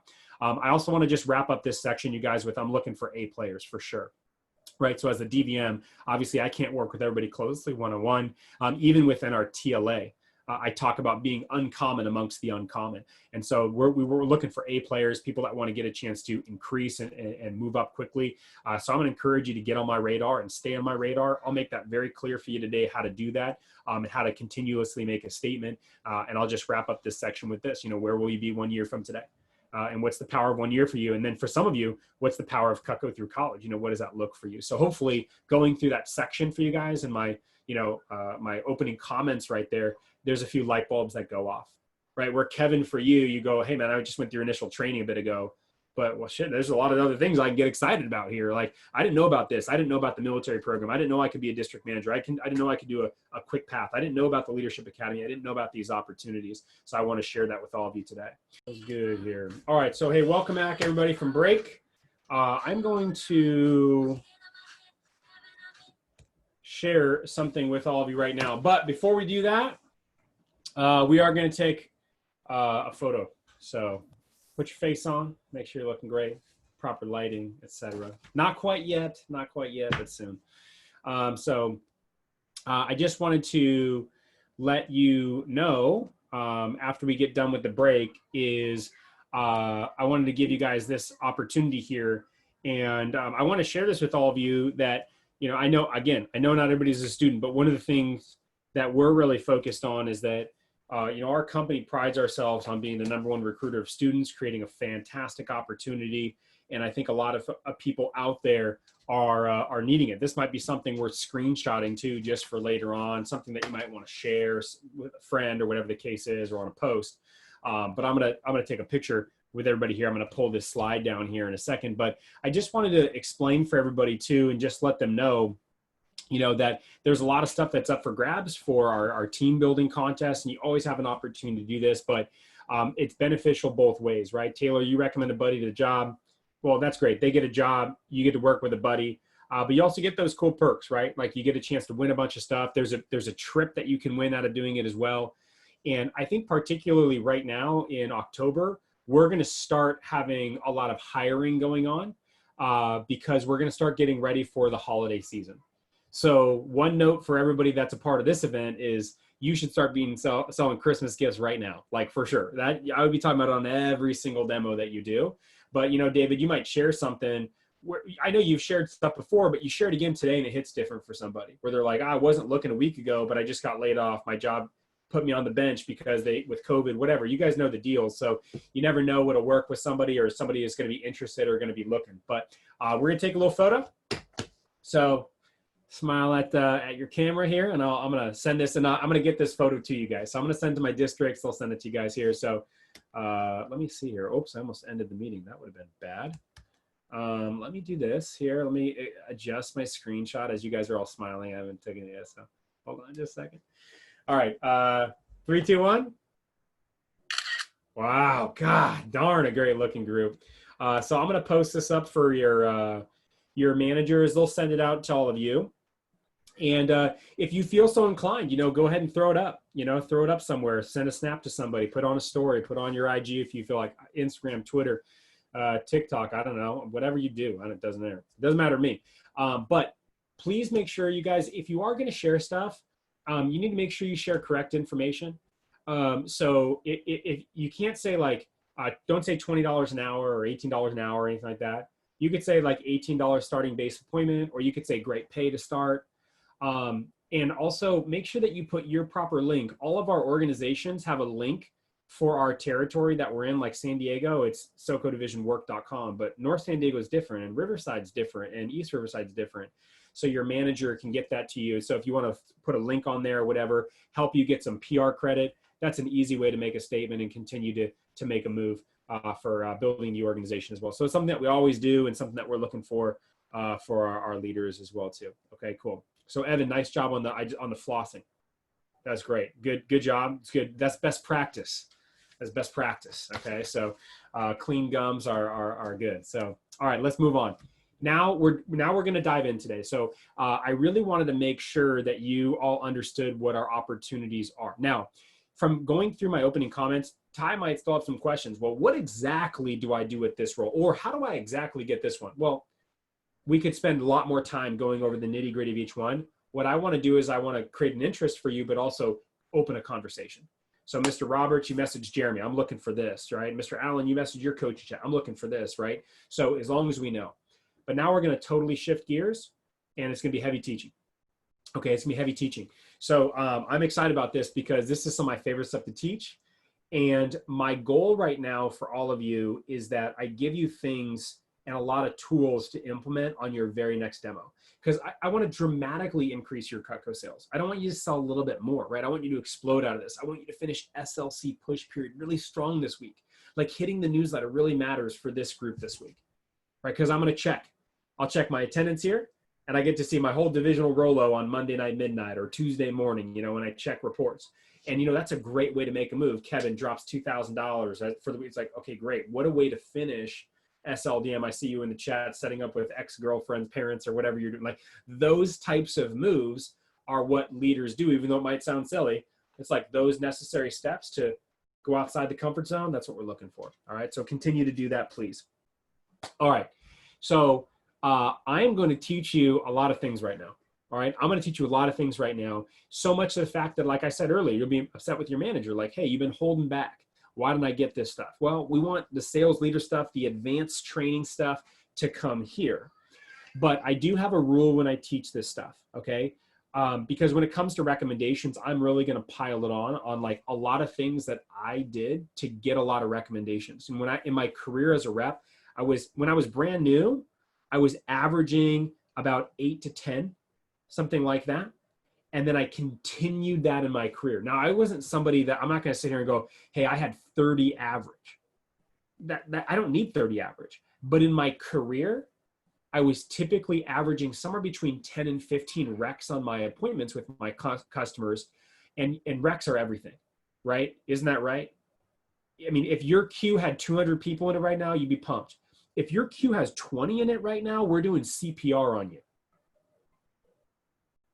Is that fair to say? Like, I just want to keep it direct with you as much as possible. If you have 20 in your queue, right, then you're looking for a different job, right? You're doubtful about your opportunity. Your belief goes down. You got 200, it's a different ballgame. So we want to get everybody to do 100 as soon as possible. So I'm going to give you some ideas on how to really expand this with your clientele on each demo that you do. So a lot of stuff, but the rule that I wanted to share with you is because I'm going to give you a lot of information right now. Please do not try to do this on your next demo, all of it. Right? So you're going to get a lot of info, and then Leah, you're going to go, these 2 things I'm going to do on my next demo. And then David, you add 1 more, right? And then Anna, you add 1 more. Once you've mastered it, because if you try to do it all at once, you're going to get all discombobulated. It's no good. Okay? It's not going to be good to do. So you want to ease into it, but you're going to have the notes. You're going to have the content, okay? And of course, I'm going to be recording this as well. Not an excuse for not taking notes, so you capture the information, but we'll send this out so you can always revert back to it too if you want to get something else as well. All right, here we go. We're going to talk today about recommendations. All right. So we're going to talk about advanced recommendations, and we're going to dig into this topic a little bit. So why am I starting with this today? So I'm actually going to invite you into my chat box a little bit right now. Why am I starting? So this is the sales leader development meeting, but we're going to go heavy on recommendations. Why are we starting here? Why do we need to go deep dive on recommendations and increase this for all of you? Christy, so important, right? Kevin, most important part of the job. Leads fuel the business. So I want to have as many leads as possible. And just so you all know, when you guys are doing this, it doesn't matter what you do, you always want leads, because leads give you options. Would you agree? If you're going to create a business, you need leads. If you're going to be in sales, you need leads. Hey, in college, do you want leads? Like Delaney, you want to have a lot of colleges that think about those as leads. You want to be able to pick from a lot, right? If you're in the dating game, do you want to have a lot of leads? Probably, right? So you find the best choice for you. Okay, you can whittle it down to hopefully one, right? But the idea is you want to have a lot of options. If you only have one to pick from and your phone calls are one person, that doesn't feel so good, okay? So recs are the answer. So here's what I'd like for you to write down in your notes, is write this question down: is how badly do I want recommendations? Okay, how badly do I want recommendations? Now, this is a rhetorical question for all of you, okay? This is a rhetorical question, but I want you to really think about this right now, okay? Like, how badly do I want them? Now, I think that if we're being honest, a lot of times we get more enticed with the sales, right? Because it's a bit sexier, right? It's more exciting to post, hey, I sold a galley set. I sold an ultimate set, right? I did an upgrade, versus saying I got 10 recs. So, and if you think about it, what would you guys rather have? Would you rather take 10 Mac customers or get a $300 average order? What would you rather have? Now, I'm going to assume you're all like 10 Mac customers, right? But what if I said, hey, Anna, on your next appointment, would you rather have 10 Mac customers or drop a homemaker set? Now, that might be a little harder to answer that question, right? Because Anna's like, I'm on the cusp for a TLA interview. Like, I want to get that, or a TLA spot, right? Like, Evan, I would need that homemaker. But it's short-sighted. And then Kevin, if I said, hey, what would you rather have on your next one, 10 Max or an ultimate set? Now, these are hard questions to answer. Now, you know, from my lead up to this is, what are you supposed to want, Christy? You're like, Evan was supposed to say 10 Max. The ultimate sounds great. I know I'm supposed to say 10 Max. But really, the 10 Max are everything. This is everything, okay? Because we know that we want to make sure we get a lot. And by the way, the smart answer here is what? Evan, I want both, right? I don't live by the tyranny of the or, I live by the philosophy of the and, baby. I want 10 Max and I want that homemaker set. And I appreciate that and I like that. But that's what you want to be thinking about 100%, okay? So let's talk about the value of recommendations. Hey, what if we had a Google form, you guys, that every recommendation that you posted in a Google form when you got done, like you had a place to submit them. What if every recommendation that you got, you posted on a Google form for us and you got $25 for every one of them? Would that motivate you to get some more? So think about that, Kevin, just play it out. 10 Max, put it in the system, and I'll Venmo you $250.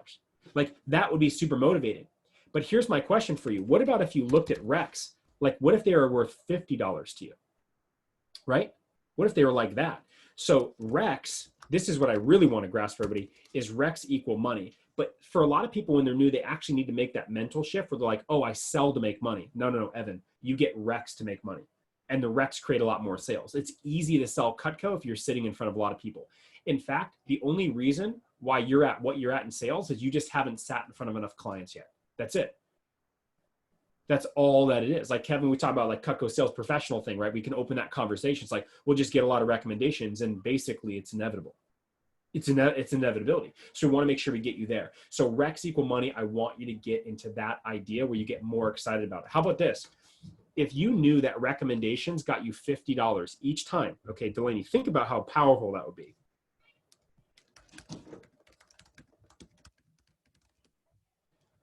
Would any of you ask for one more? How about one more? Hey, Evan, how about one more? You see what I'm saying? So like on the appointments, Kevin, they say they're done and you go, oh, thanks so much. But how about just going, hey, Miss Jones, is there any way you can think of one more? And she goes, all right, you got, okay, here's one more lady. Hey, Mrs. Jones, I hate to be a bother, but do you think you could get one more just for good luck? And she goes, Evan, all right, okay. Miss Jones, you're on a roll now. Do you think you get one more? She's like, Anna, no. Shut it down. Okay, no more. But you know what? Hey, what would happen for all of you if every demo that you did, you just made that one move, Christy, and you got +2 extra? Well, that takes your 4 on average to 6, or your 6 to 8, or your 8 to 10. Is everybody tracking with me on this? Okay, anybody, a light bulb on that right there? Just on doing that? Some of you, like Evan's going, oh, that's all you can get? Okay, all right, cool, thanks. Okay, maybe text me, yeah, for some recs, right? You might be asking like that. Or they say, I'm done, and you just accept that, right? Now, Elijah, don't get me wrong. I'm not going to teach you how to be pushy here with a client. Do not do that at all. But Alan, there's nothing wrong with you saying, hey, could you, Mr. Jones, do you think you could think of one more with a big old smile on your face? You'll be surprised how far that can get you. And be surprised to remind the customer about the sponsorship, right? Hey, Mr. Jones, you're so close. I hate to be a bother, right? I know you're going out of your way, Christy, but it would mean the world to me. Is there any way you can think of 2 more nice people? They don't even have to be people that would want to buy. But if you get in the habit of being pleasantly persistent, which is something that I really like to teach when it comes to recommendations, this is the area to be in. Where Leah, you're not pushy, but you also don't want to be that pushover. Because Elijah, I mean, sometimes you're with a customer and they kind of shut you down on Rex, right? How many of you guys have customers that are going to get back to you on Rex? They told you they're going to get back to you. Okay, stop it. They're not doing that. They ain't doing it, right? Alan's still waiting on somebody from April, right? From May. He's like, where the Rex at? No. Christy, you got 1 shot. So if that's something you want to write in your notes right now, that is what I'd be thinking about. I have 1 shot to get those Recs. And I want to make sure that that's the case. So I want to talk about that process with them and how that improves for all of you. Okay, now here's my next question for all of you in your notes. Do you really expect to get them? Okay, now this is a different question, right? How badly do I want them? And then do I really expect to get them? Okay.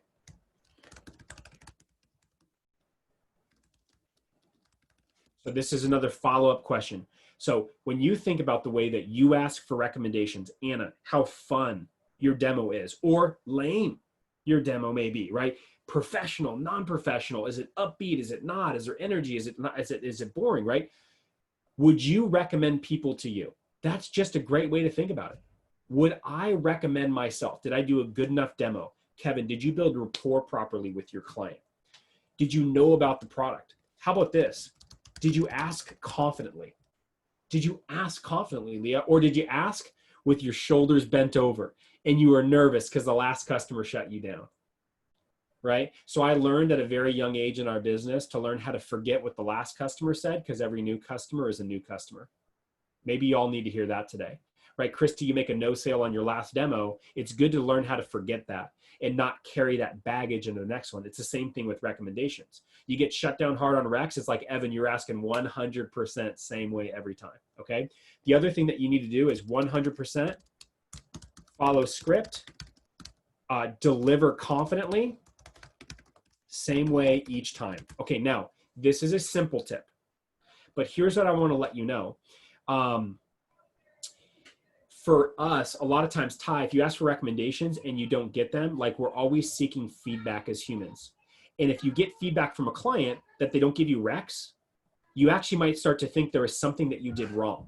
You followed the approach to a T, Anna, and you didn't get recs. Max, you just killed that approach and they didn't give you recs.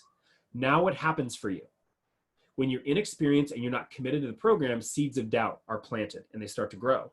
And now David, what he does, he goes, you know what? Last time I'm going to try this. And the next one, it's this. Can anybody relate to this? And then it's a little variation of, and a variation of, and all of a sudden there's this derivative of what it used to be. And Taylor, we can't even fix you because you're changing the rec approach so many damn times. There's too many variables in the mix. We don't know what output's going to come out from the inputs. You feel me on that? Maybe y'all need to hear that, where it's like, I got to ask the same way every time, the approach, confident, even if you don't get the result you're looking for. Don't change up the program, okay? Because it works. Because Xavier, essentially the same stuff you say to your client, I said to my clients in 2003 people, right? The approach is basically identical, okay? So it works really well, but that confident delivery is really big. And then I think this is big. When you guys are thinking about your expectations of recommendations, how many should you expect? You should be expecting 10 to 20 every time. So this group, listen up. Sorry, by the way, if you hear the kids in the background. This group no longer If you get something under 10, I do not want you to be satisfied. This group needs to elevate their thinking, elevate their standards for the sales leaders, right? 10 or more, 10 or more. Now, you're still, Leah, you're still going to get the 6s and you're going to get the 2s and they add up, but it's how do I get to 10? How do I get to 20? And I'm going to help you out with a lot of that today. Okay. So expectations are really, really big. Okay. Now, the other thing I want to let you guys know about this is when it comes to recommendations, I asked about like, would you recommend you? So here's my challenge to all of you. I know some of you are new, but you know what? Some of you aren't so new. So I'm going to challenge you on this kind of stuff. Like Max, I'm looking at you, right?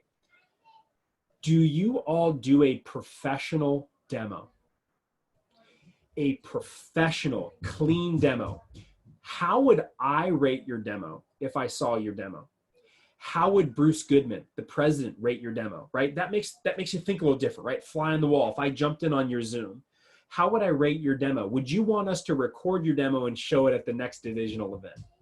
Ooh, that might be a gut check for someone. Okay, I got to clean up a couple things here. I got to work on my jokes here. I got to fix a dad joke there. I got to make sure I know this name of the piece here, right? Here's something else is what would a true professional do? They would know everything about their product. They would know everything, right? So I'm going to let you guys in on a little secret. We got a website, all right? It's called cutco.com. Is that blowing anybody's hair back? Some of you have never been to our damn website.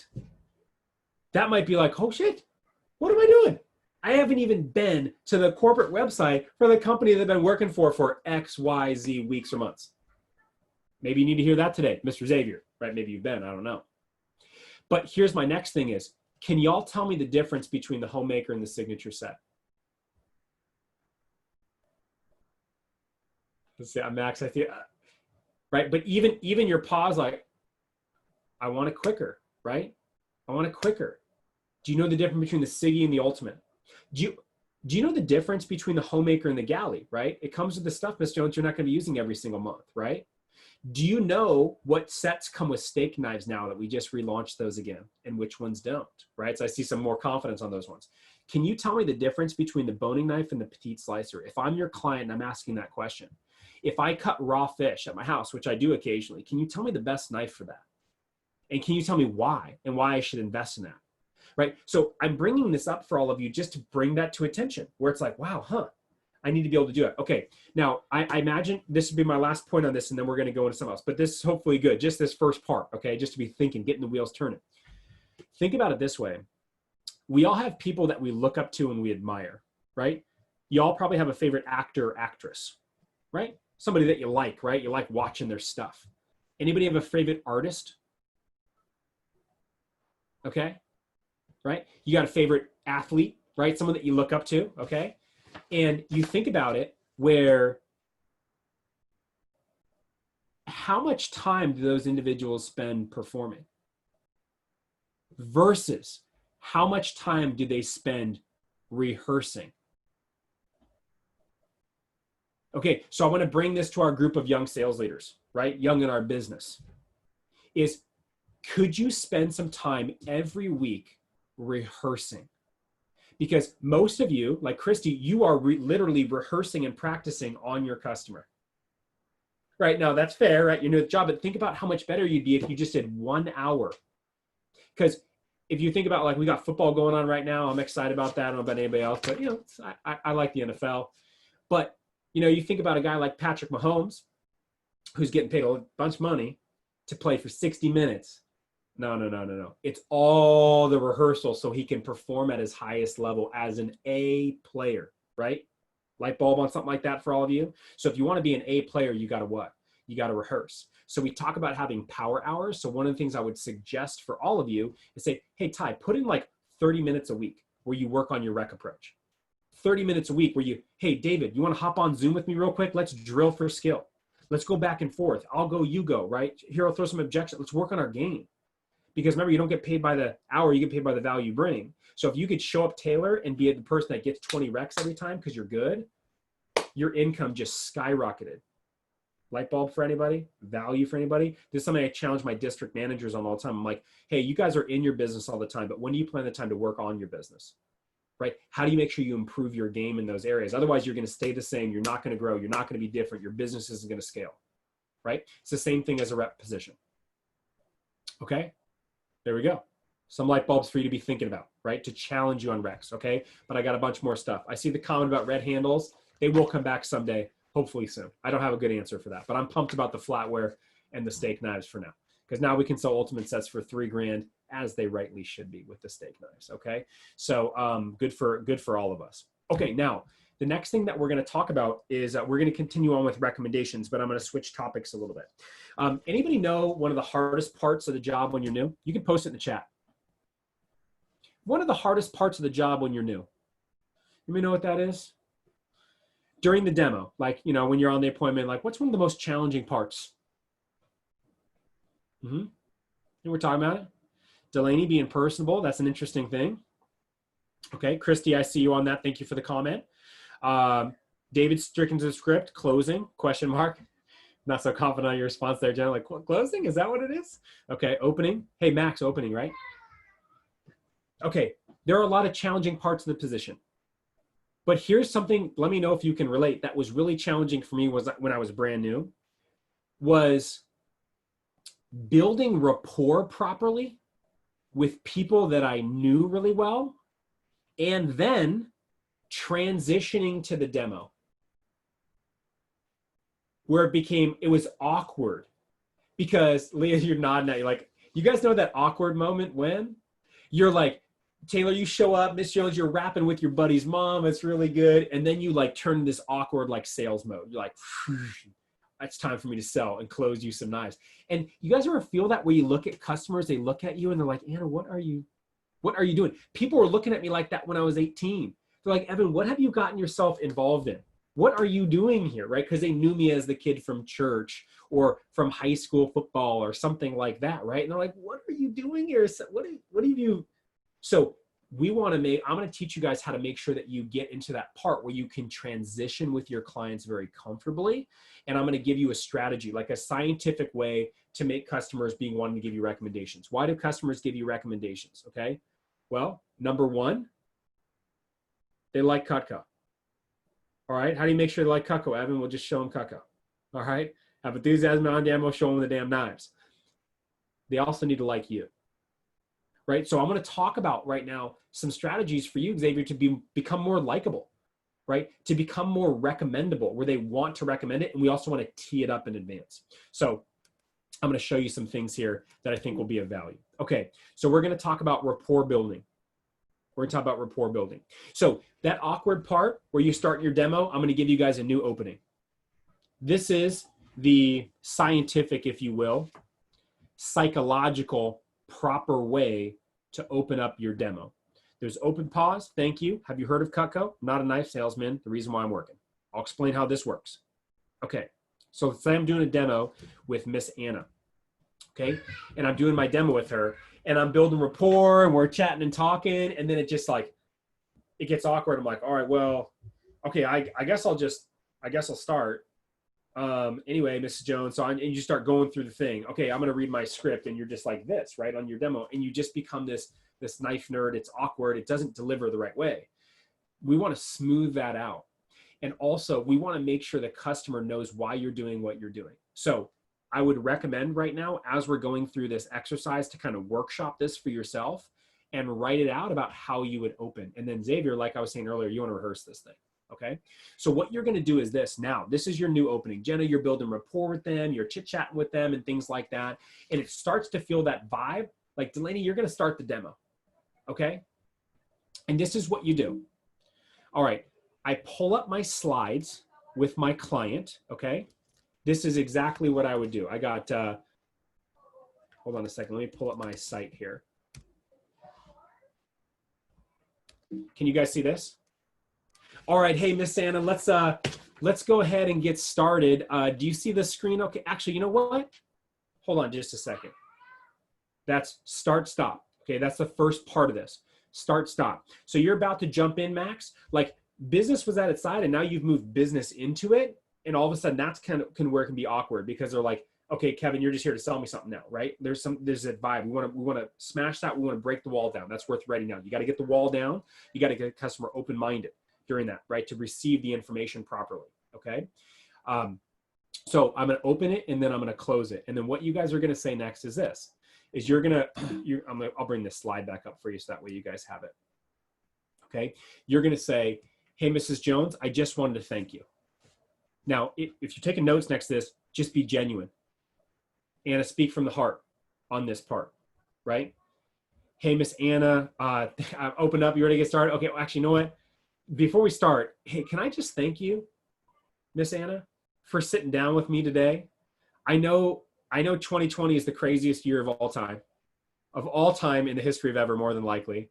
And you're busy as all get out. And this really means the world to me for you sitting down. I know I mentioned I'm in school and stuff like that. This totally helped me with what I'm doing right now. So I really appreciate you and Mr. Jim taking out your time today. Is that fine? Whatever's authentic for that person, whatever makes sense. So speak from the heart, okay? Because gratitude is often reciprocated.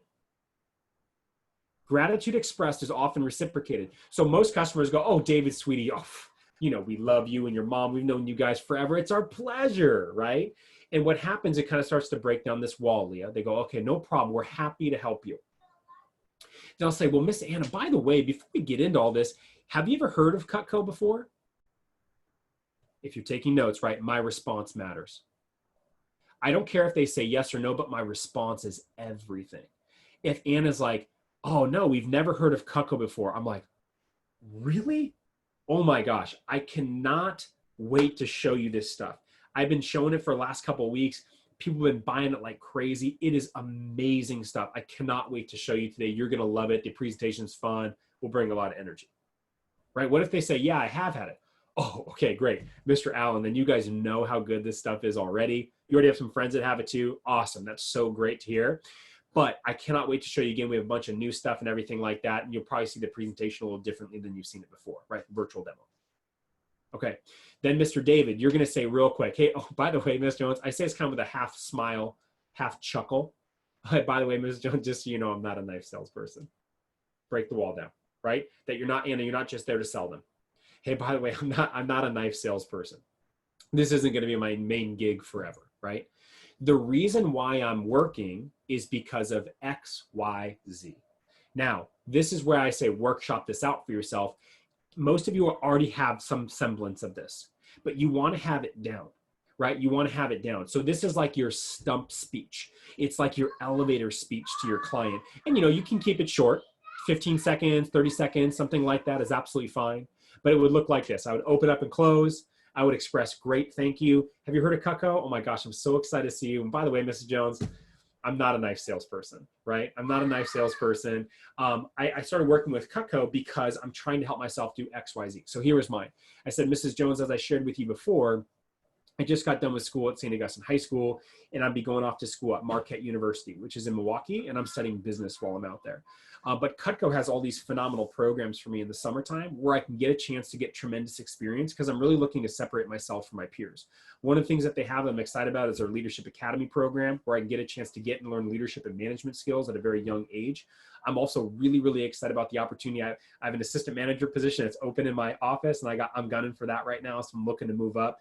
But really, mostly, Mrs. Jones, I'm responsible for paying my way through school because my folks aren't able to take care of that, so it's kind of on me. So I'm working extra hard right now. I'm in a contest right now too, and everything that I'm earning is helping me take care of that so I can graduate debt-free. That's my number one mission, and so I'm working really hard right now to pay my way through Marquette. So I really appreciate you sitting down. And Miss Anna, like I said on the phone, you guys totally don't have to get anything today. Don't feel obligated. But when you see something that you like, and you probably will because this stuff is awesome, definitely pick it up today. Because everything that you get, not only does it go right towards my contest that we're in right now, we're in national contest, SLC push, right? Remember everybody? Or Fast Start contest, wherever you're at, or scholarship or whatever you're shooting for, right? There's always some contest.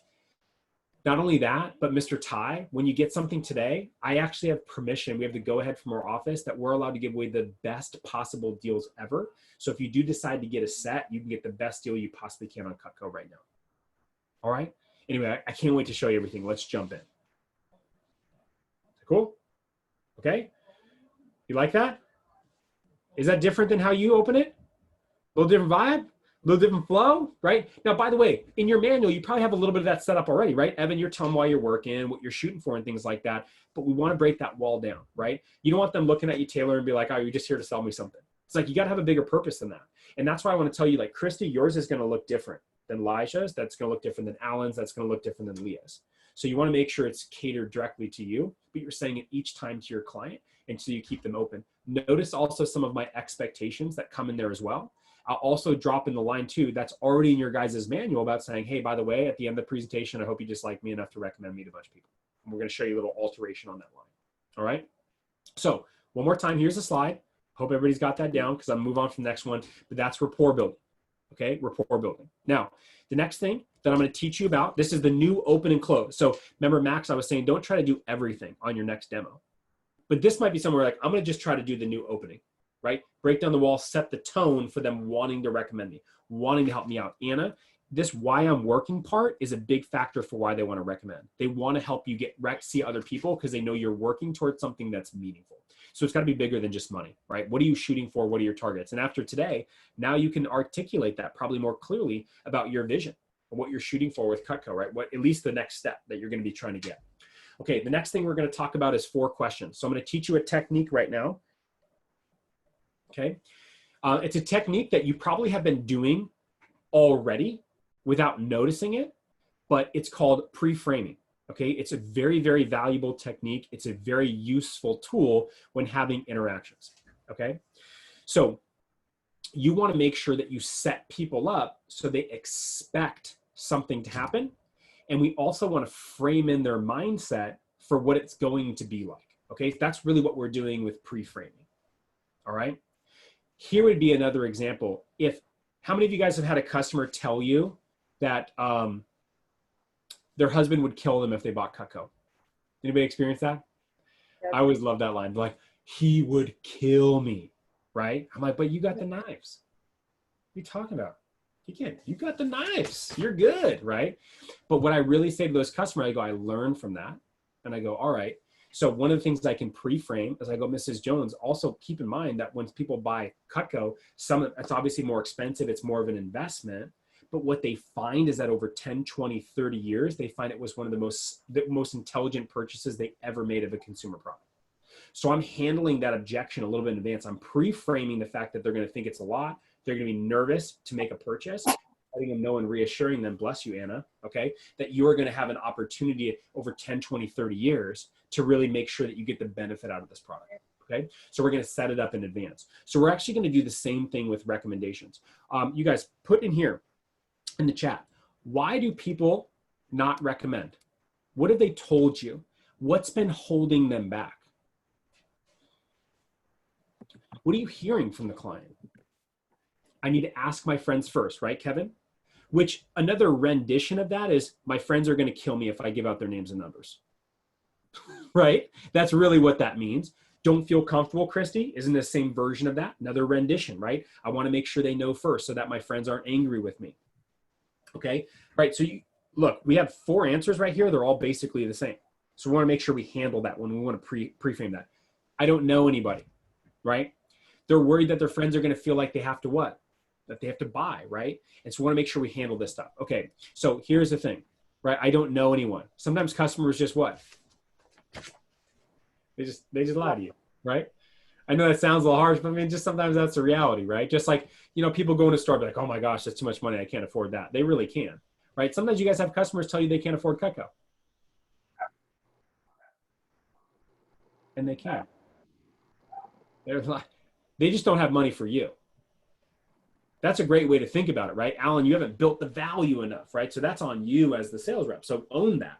So here's what the 4 questions are. These, you can implement these at the end of your demo before you ask for recommendations. This is pre-framing. So first one you're going to ask, hey, Mrs. Jones, did you enjoy the presentation today? She said, yeah, of course, Kevin. It was great, right? It was fun, energetic. It was only like 45 minutes, 40 minutes. It was awesome. Okay, now you all are asking that already, right? David, you should be asking that every time you're asking for feedback before, hey, by the way, how'd I do? And ask this in a genuine way, like try to get feedback, Leah. Say, hey, by the way, how'd I do? Did you enjoy? Did you have a good time? Yeah, it was great. Okay, now, what is the customer saying out loud here, Max? They're actually speaking out loud that they enjoyed the presentation. This is part of the pre-framing in their brain. Now, the next thing that Evan's going to say is he's going to go, hey, by the way, Mr. Did I do a good job? And you say it like that. I like scrunch up my face. Do you guys see how I did that? I'm like, Ty, did I do a good job? Like that, right? And then more often than not, what are they saying to Ty? Oh yeah, sweetie, you are great. How long have you been working there? You got smooth, you're so good. Like they say something like that, right? So now they're also speaking out loud what, Taylor? That you do a good job. So you, Kevin, will do a good job with their what? With their friends. Their friends will enjoy it. You will do a good job, okay? Then, David, you say, oh, by the way, Mr. Jones, I didn't make you feel pressured at all today, did I? That's never my intention, right? And they'll let you know. So, Xavier, they give you some feedback here, right? Oh, no, you were good, sweetie. Like we ended up getting the essentials. That was the right step for us. That felt really good. So now they're also speaking out loud, Max, that you are not what? Pushy. You're not going to push their friends, right? This is all pre-frame stuff. And hey, by the way, Miss Joan, Alan, I know you got some Cutco today, but did you find yourself enjoying the quality of the product today? Surprised by that today? Oh yeah, like the penny, the way it cut. I can't wait for that stuff to show up. Now they're reaffirming that they love the product. So I'm asking all of these 4 questions, and then I'm going to go, okay, well, Mrs. Jones, Miss Leah, there's one more really important part. Here's how you can actually really help me out. I get paid every time I show Cutco, but I can only show it to people I've been personally recommended to. So what I need you to do is jot down right? You go through your recommendation approach. So you have it down like the back of your hand. But now we're handling this stuff in advance, okay? So they're letting them know. Hey, Miss Jones, did you enjoy the presentation today? Awesome. Did I do a good job? I didn't make you feel pressure or anything, did I? Okay, perfect. That's never something I want to happen. And by the way, Ty, did you enjoy the quality of the product? Perfect. Okay, I'm glad you feel that way. Because here's one more very important part, and here's why everybody recommends. You see that? So you're leading into that where they're, hey, I'm afraid to recommend my friends, Leah, to, hey, they're gonna enjoy it. You're gonna do a good job. You're not gonna make them feel pressured, and they're gonna enjoy the quality of the product because birds of a feather flock together. If I like it, it's very likely my friends are gonna like it too. All right? There's another tool for your belt. Okay? There's another tool for your chest. Again, you're not trying to do this all on your next one, right? Your next one, Kevin, might just be like the first 2 of those questions. The cool part about virtuals, though, is you can have these cheat sheets up, right? You can use them right away. All right? That's the 4 questions. All right? Anybody have a question on that or anything that I've taught so far before I go to the next one? We okay? Good. Okay, anybody ready to get more recommendations already? I haven't even taught you anything I haven't taught the good stuff yet. Like now I got the good stuff. I got the sauce. Okay, next thing we're going to talk about is the magic phrase, Evan's magic phrase. So I'm going to teach you this, okay? I'm going to give you guys a script. I'm going to drop something in the box here for you here in a minute so you'll be able to have this. This is going to be a replacement for what's in the manual, the line where you guys say, hey, Mrs. Jones, I hope you can think of a few people at the end to recommend me to, okay? We're gonna put a little bit of a different twist, a little different spin on it. We're gonna strengthen it, okay? One of the most challenging things, you guys, about getting recommendations is surprising the customer. Have any of you experienced that yet, where you get to the end of the demo and you ask for recs and the customer is actually surprised? They're like, oh, I didn't know that I needed to recommend, or like they didn't make that connection. And then oftentimes, Kevin, they're like, oh, I'll get them to you later. Like, I didn't know that's part of I didn't know we were doing that today. Because they didn't have a what? They didn't have a heads up. They need to let them know, right? Because people want to be in the know. Just like remember when you guys were in the car with your kids? Well, maybe some of your kids, but with your parents, okay? And you always ask them, when are we there? When are we there? When are we there? When are we there? When are we there? Right? How long? Because we want to know. So you want to make sure that we're nipping that in the bud. You never, if you're taking notes on anything right now, I'd write down, never surprise the Mac customer. Don't surprise Mrs. Jones with recommendations. If you get to that part and Max, they contort their face like, I can't believe you're even asking me for recommendations. Like I wasn't ready for that. You messed up. You messed up. We want to tee it up, pre-frame it, lead to it in advance. And also what I think you'll like about this magic phrase is I'm very direct about it. Like, hey, we're asking you for recommendations at the end. So that way customers know in advance and they already start thinking about it and they're like mentally prepared for it. So it softens your approach. Does everybody connect with that a little bit? Like they're ready for that. Okay, so here's the approach. I'm going to bring it up on the screen so y'all can see, and then I'm going to share this with you. Okay. So let me get, okay, so I'm actually going to drop this in the box right now for all of you. So that way you guys will have access to this. Okay. So do me a favor. And if you're on your desktop, as many of you are right now, go ahead and click on that just so it's open, you know, because this chat disappears after. But I'm gonna bring it up for you guys right now so that way you have access. All right. So I have TLA and steps to vector opportunity, I think, for your goals and stuff, but it's Evan's magical lead phrase. All right. So this is what it looks like. So where you're gonna ask for this is you're gonna ask for this in the like closer in the beginning of the demo, when you're warming it up, and it's said before you play the actual like product video, okay? Before you play the product video, you got to make sure you cover it before that time. So what you're going to let the customer know, and this is also going to be new information for some of you as well, more than likely.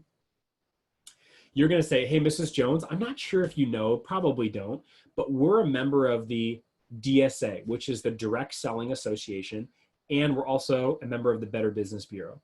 These are two organizations that monitor ethical practices of US companies, and we actually have an excellent record with both of them. So what are we doing here? We're giving what we are part of, right? These are quality organizations that are giving us high rankings. So this positions us in there's authority here, there's legitimacy, there's credibility, okay? Now the next thing, Kevin, you're gonna say, because we're part of DSA, he goes, Ms. Jones, that means we don't do any door-to-door, and we don't do any telemarketing. So the only way, Mrs. Jones, that I can continue to compete for that scholarship, Kevin, you might say, the only way, Mrs. Jones, I can actually get promoted to a career position with Cutco is if I'm personally recommended to other people by each customer. Kind of like Leah, how you were recommended to me from Evan, right? So I'm going to drop that line, especially if I'm seeing a recommendation. You guys see value in that? I'm going to drop that like, hey, David, just like Emily recommended me to you, kind of the same way. And then it makes that connection like, oh, yeah, that is how you got my number. My friend recommended me. She recommended me and she was okay with it. So what? I should what? Be okay with it. We're drawing all these lines. So there's some psychology that's happening with the client. Cool? Cool. Now, this is the money line. You're going to say, Mrs. Jones, so Mr. Taylor, at the end of the presentation, I'm going to ask you and your wife to recommend me, I don't know, like 10, 20, 30 plus people that you know, okay? But if I don't do a good job, or if you don't like the product, or you just don't like me, I don't want you to recommend me to anybody. But if you felt like I did a good job, if you like the presentation, or Mr. Roberts, Miss Roberts, or if you just like me, want to help me with my goals, then I'm going to ask you to recommend me to as many people as possible. I just wanted to give you a heads up. It really helps me towards my goals. And then give them a little bit, right? And they're like, okay, yeah. But what are we doing here, Evan? Authority, right? I don't telemarket, I don't cold call, I get recommendations only. And then how many of y'all asking them for? 10, 20, 30, okay? Hey, here's the rule for this magic phrase. Do not change that number. I know that happens sometimes. Where Evan, you're like, oh, okay, Ms. Jones, could you recommend me like 5, 10, or 15? Don't you dare. Don't you dare change that to 5, 10. That's weak sauce, okay? Because you know what? Jenna, are they going to give you 30 every time? No. But when you ask like that, it sets a different tone and a standard. So Christy, they're not like, here's 2.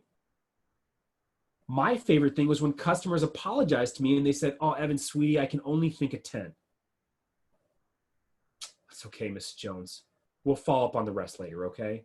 10's a great start. How many of you are pumped to walk out of an appointment with 10? Be honest. You're pumped if you get 10. You killed it. We need to change that for all of you. You can't be excited about 10 anymore. Now it's the 15s and the 20s and the 30s. Do you see how that's just an elevation in your thinking? Some of you are trying to get 1, trying to get 3, and you're asking in a way that actually gets that for you. Just like if you ask somebody out on a date in an unconfident way, it's likely you're going to get shut down. So asking confidently to do that is so much better, right? If you're gonna ask a girl on a date, ask for 3 dates. I'd love to take you on 3 dates over the next 3 weeks. David, no way, 3, I can't commit to that. I've never, okay, how about 1? Miss Jones, how about 30 recs? Okay, how about 10? The philosophy is the same. but it's being confident when you guys do that. Okay. So can I get an agreement from this group, our new sales leaders? Please make sure that you're not adjusting that. No wimpy language. Could you kind of, sort of, maybe, I don't know if you want to. None of that stuff that doesn't live in you anymore. So ask and assert yourself. Do you guys see how this can help you in other areas of your life as well too? Hey, if you want to get what you want, you have to ask, but you got to ask the right way, you know, because life isn't just going to give it to you. So you got to ask. Okay. So magic phrase, good. I like the magic phrase. Now, again, you can see, have you learned a few things about recommendations so far? Well, what have we done? Let's recap. First, it was just opening about recommendations where some of you were like, oh, how badly do I really want them? Maybe it was just a mental shift right there about thinking about, would I recommend myself? Recommendations are my ATM machine, $50 per rec. Would I go ask for one more? But then we talked about 4 questions, right? We talked about pre-framing. We talked about the magic phrase. You guys have a new opening for your demo, right? So please, again, I just want to reiterate, Max, on your next demo, it's not all those things. It's one thing. And before you do it, rehearse it, right? And I implore this group that you try to, some of you in the same office, right? Some of you are in chats together, whatever, reach out to somebody else and say, hey, Taylor, let's hop on a Zoom, man. You want to rap for 30 minutes and rehearse? That is so valuable because we can't do it in an office, right? But now it's so easy to be able to do that. You don't have to drive anywhere. So take advantage of the technology to rehearse and train, especially if you don't want to do it on your own, all right? Any questions on the magic phrase or where it goes?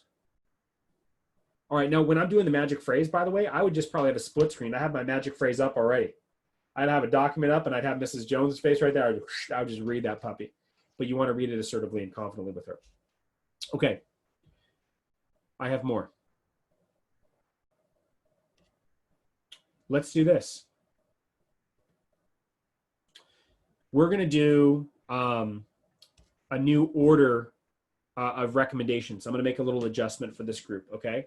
So here's another thing that I'm piling on. And then within this, I'm going to have you guys get the order down, but there's going to be a bunch of kind of like nuggets within this. All right. So this is going to be your new approach. Okay. Now, I've gotten to the end of the demo. Oh, wait, hold on a second. I need to, this might be everything for you right now. If you are writing up the order, completing the order, finalizing and finishing payment, and then asking for recommendations, you need to stop doing that right now. You need to stop doing that. Here's what happens. Christy, you'd like to get the homemaker? Awesome. Do you want to do it in the dark or the white? White's a good choice. Going to look great on your countertop. And you want to do it with the table knives, right? And then you wanted the shears. Okay, perfect. I can start working that for you, and we'll go through accessories real quick, see if there's anything you want to add on. Okay, cool. I'm going through that process. I'm building up everything. Christy, do you want to use a debit card today, or most people just use a credit card? Visa, MasterCard? Okay, cool. If you want to get that real quick, I'll just work on that, and then I'll start working on your order. I get her credit card.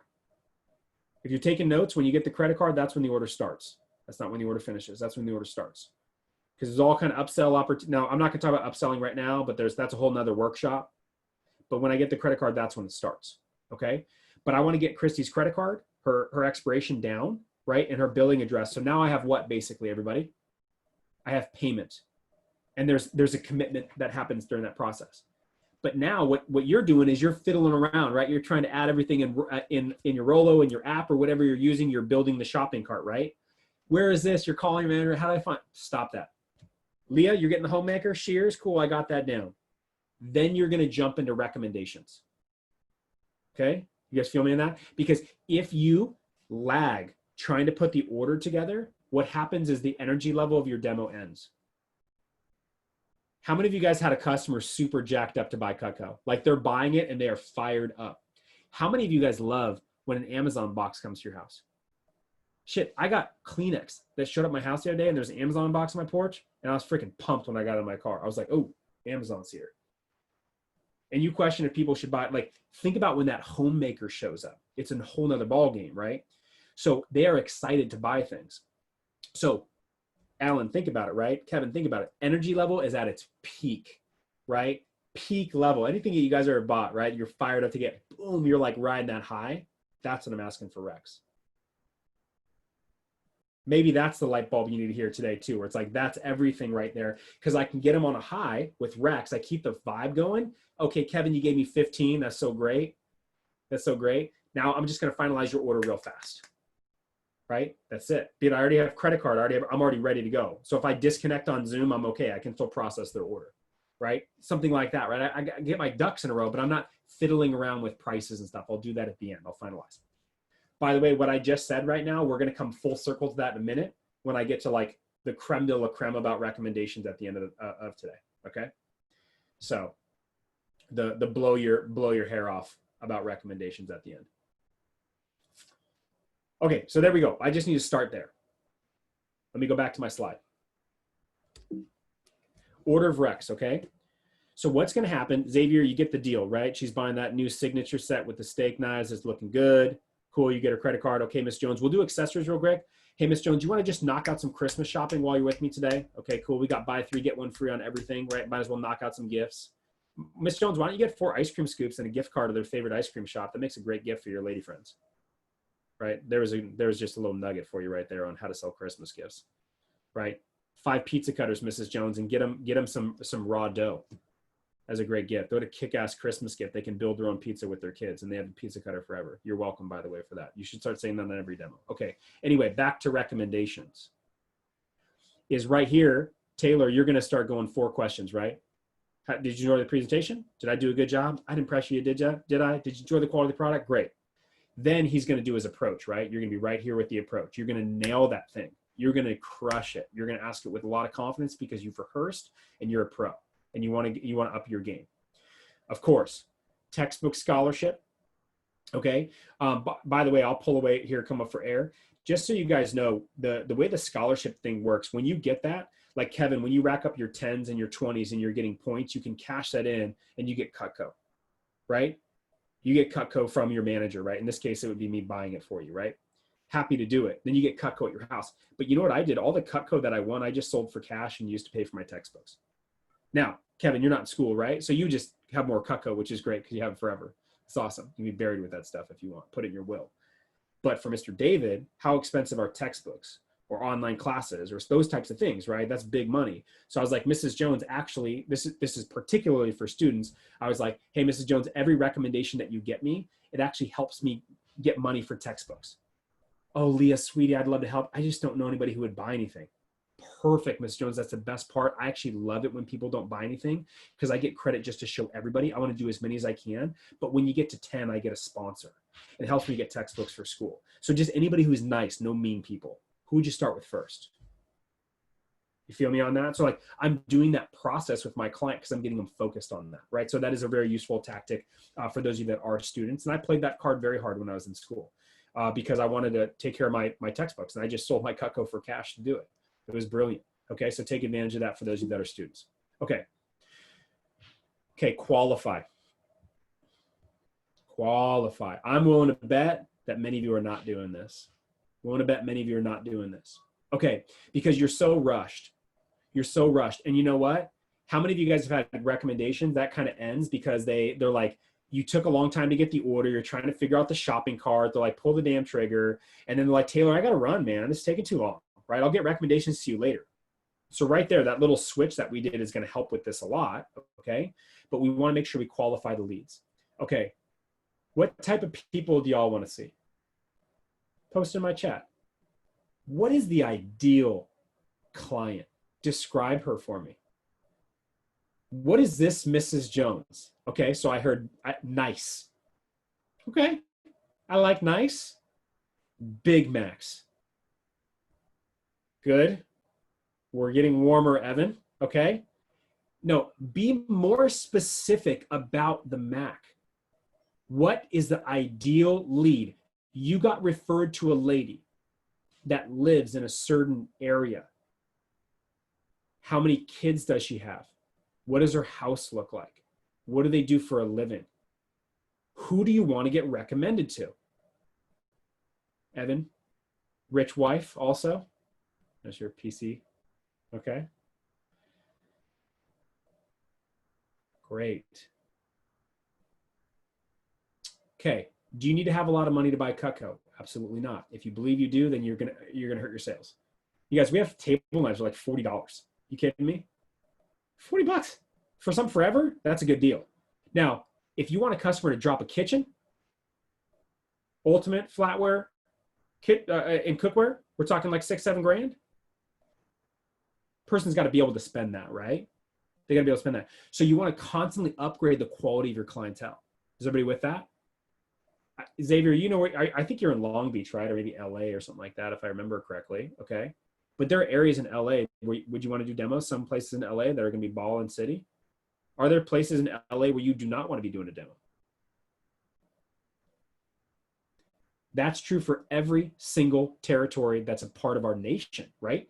Are there places in San Diego that are killer? Absolutely. Are there places in San Diego that you don't want to be in? Absolutely. So I want to make sure I'm constantly doing that while, if you're taking notes, while making your customer feel comfortable about it, right? Because Max, if you're like, hey, could you give me people that have a lot of money? That lacks a lot of tact, right? It can grate, it rubs people the wrong way. But I want to know who I'm seeing. So this is the key thing. Ty, you ask for the qualifications of those people after you get the names. Because David, if you start qualifying before you get names, what's going to happen? That's going to cut off the flow of names. Everybody see me on that? Because Leah, you want to have 30 names, but then you whittle down to who are my top 5. And then what if you had 20 lists of 30 names? Well, that'd be fired up, right? But then on each of those, you had the top 5 on every list. What are you guys fired up about? Now you're starring those in queue and you're just calling stars. Anybody want to just call stars? We're past just getting names, right? We're like, hey, I want to call the great ones. So thinking about that, and then you guys all know birds of a feather flock to what? They all flock together. I don't care where you live. You know, I worked with Sharissa Sosa for years and years. She's one of my Hall of Fame sales representatives. She still works in the organization. And she grew up in Chula Vista, and I love her story because when she was growing up, she went to high school. It was a little rougher. She was around people that were in a gang. You know, when she came into training, she was like, I don't know if I know people that will buy big sets. And you know what? She didn't sell big sets when she was brand new.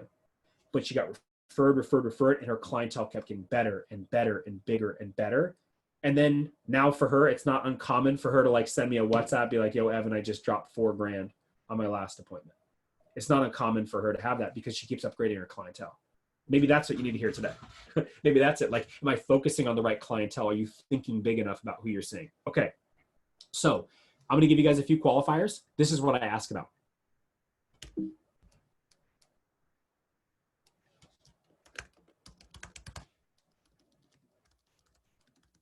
So I want to get this at the end after I've gotten the names.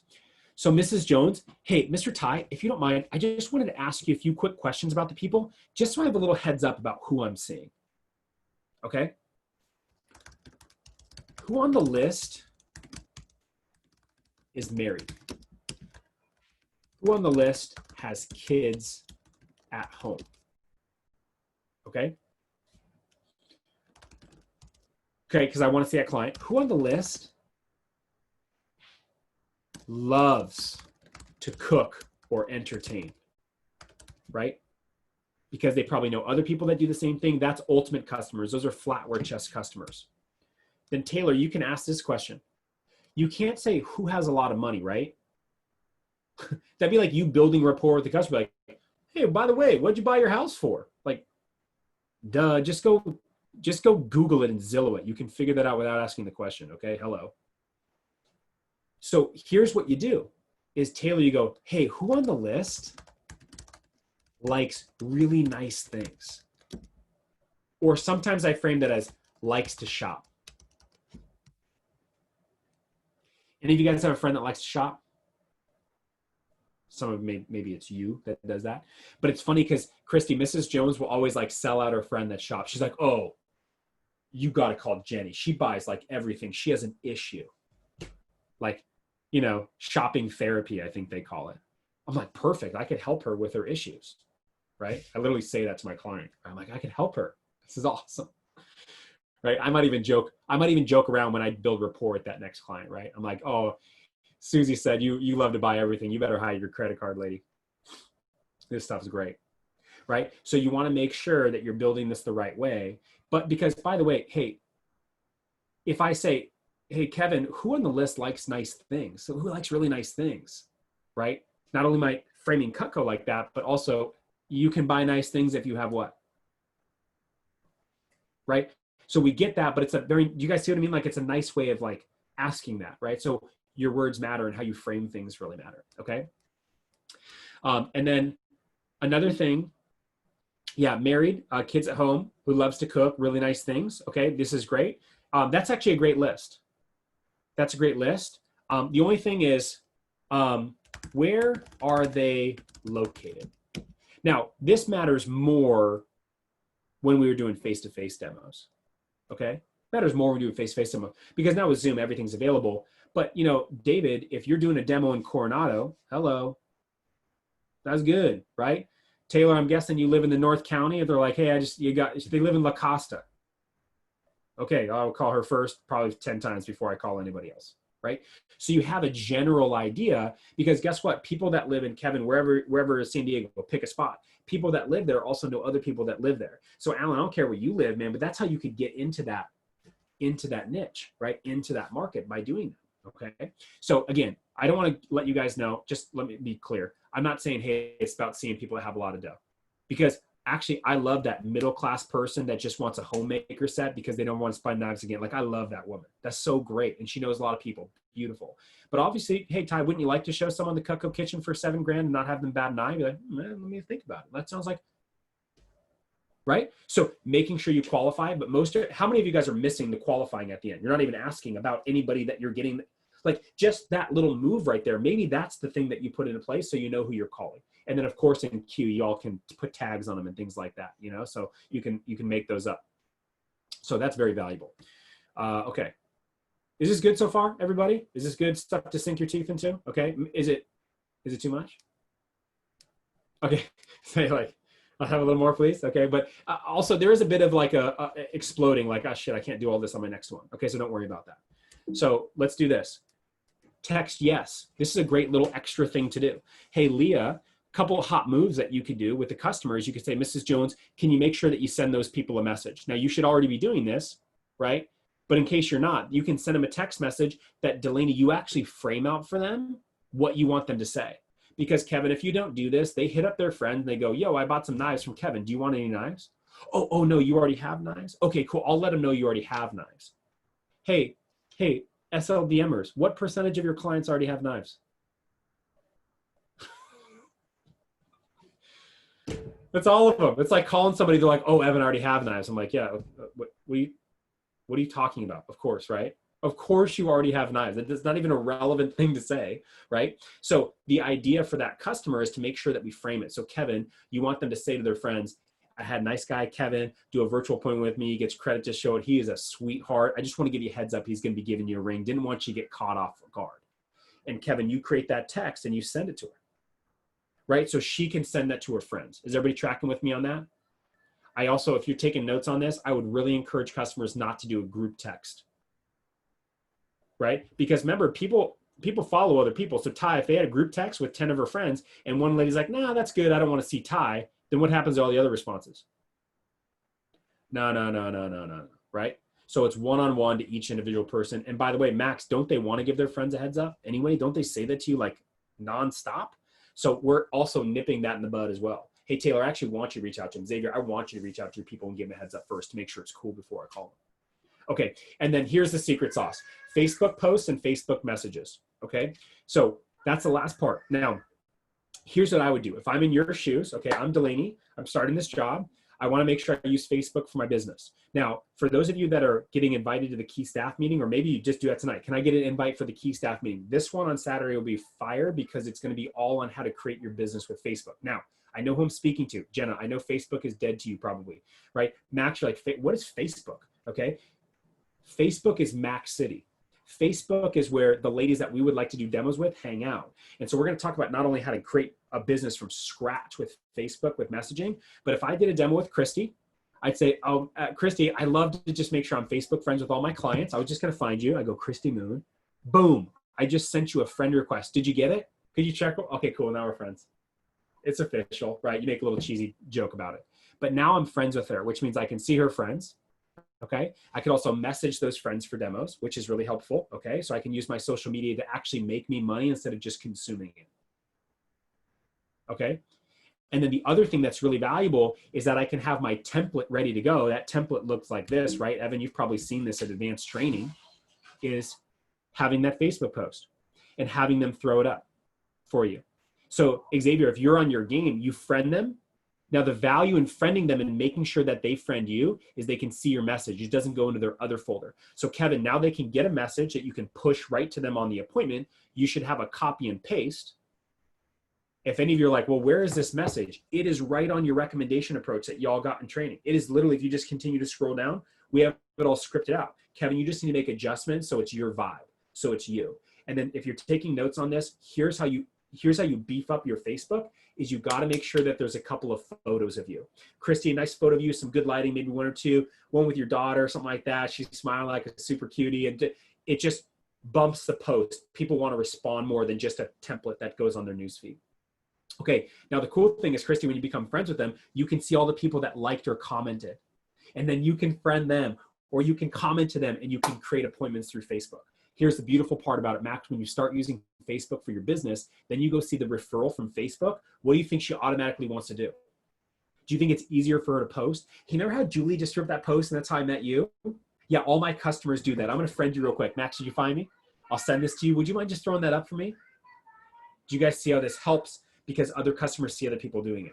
That is a game changer. So the Facebook part, I know, by the way, hey, if you're thinking like Ty's going, well, dude, this is a lot of stuff at the end of the day. Yeah, but take that extra 15 minutes because what's the most important part of your demo?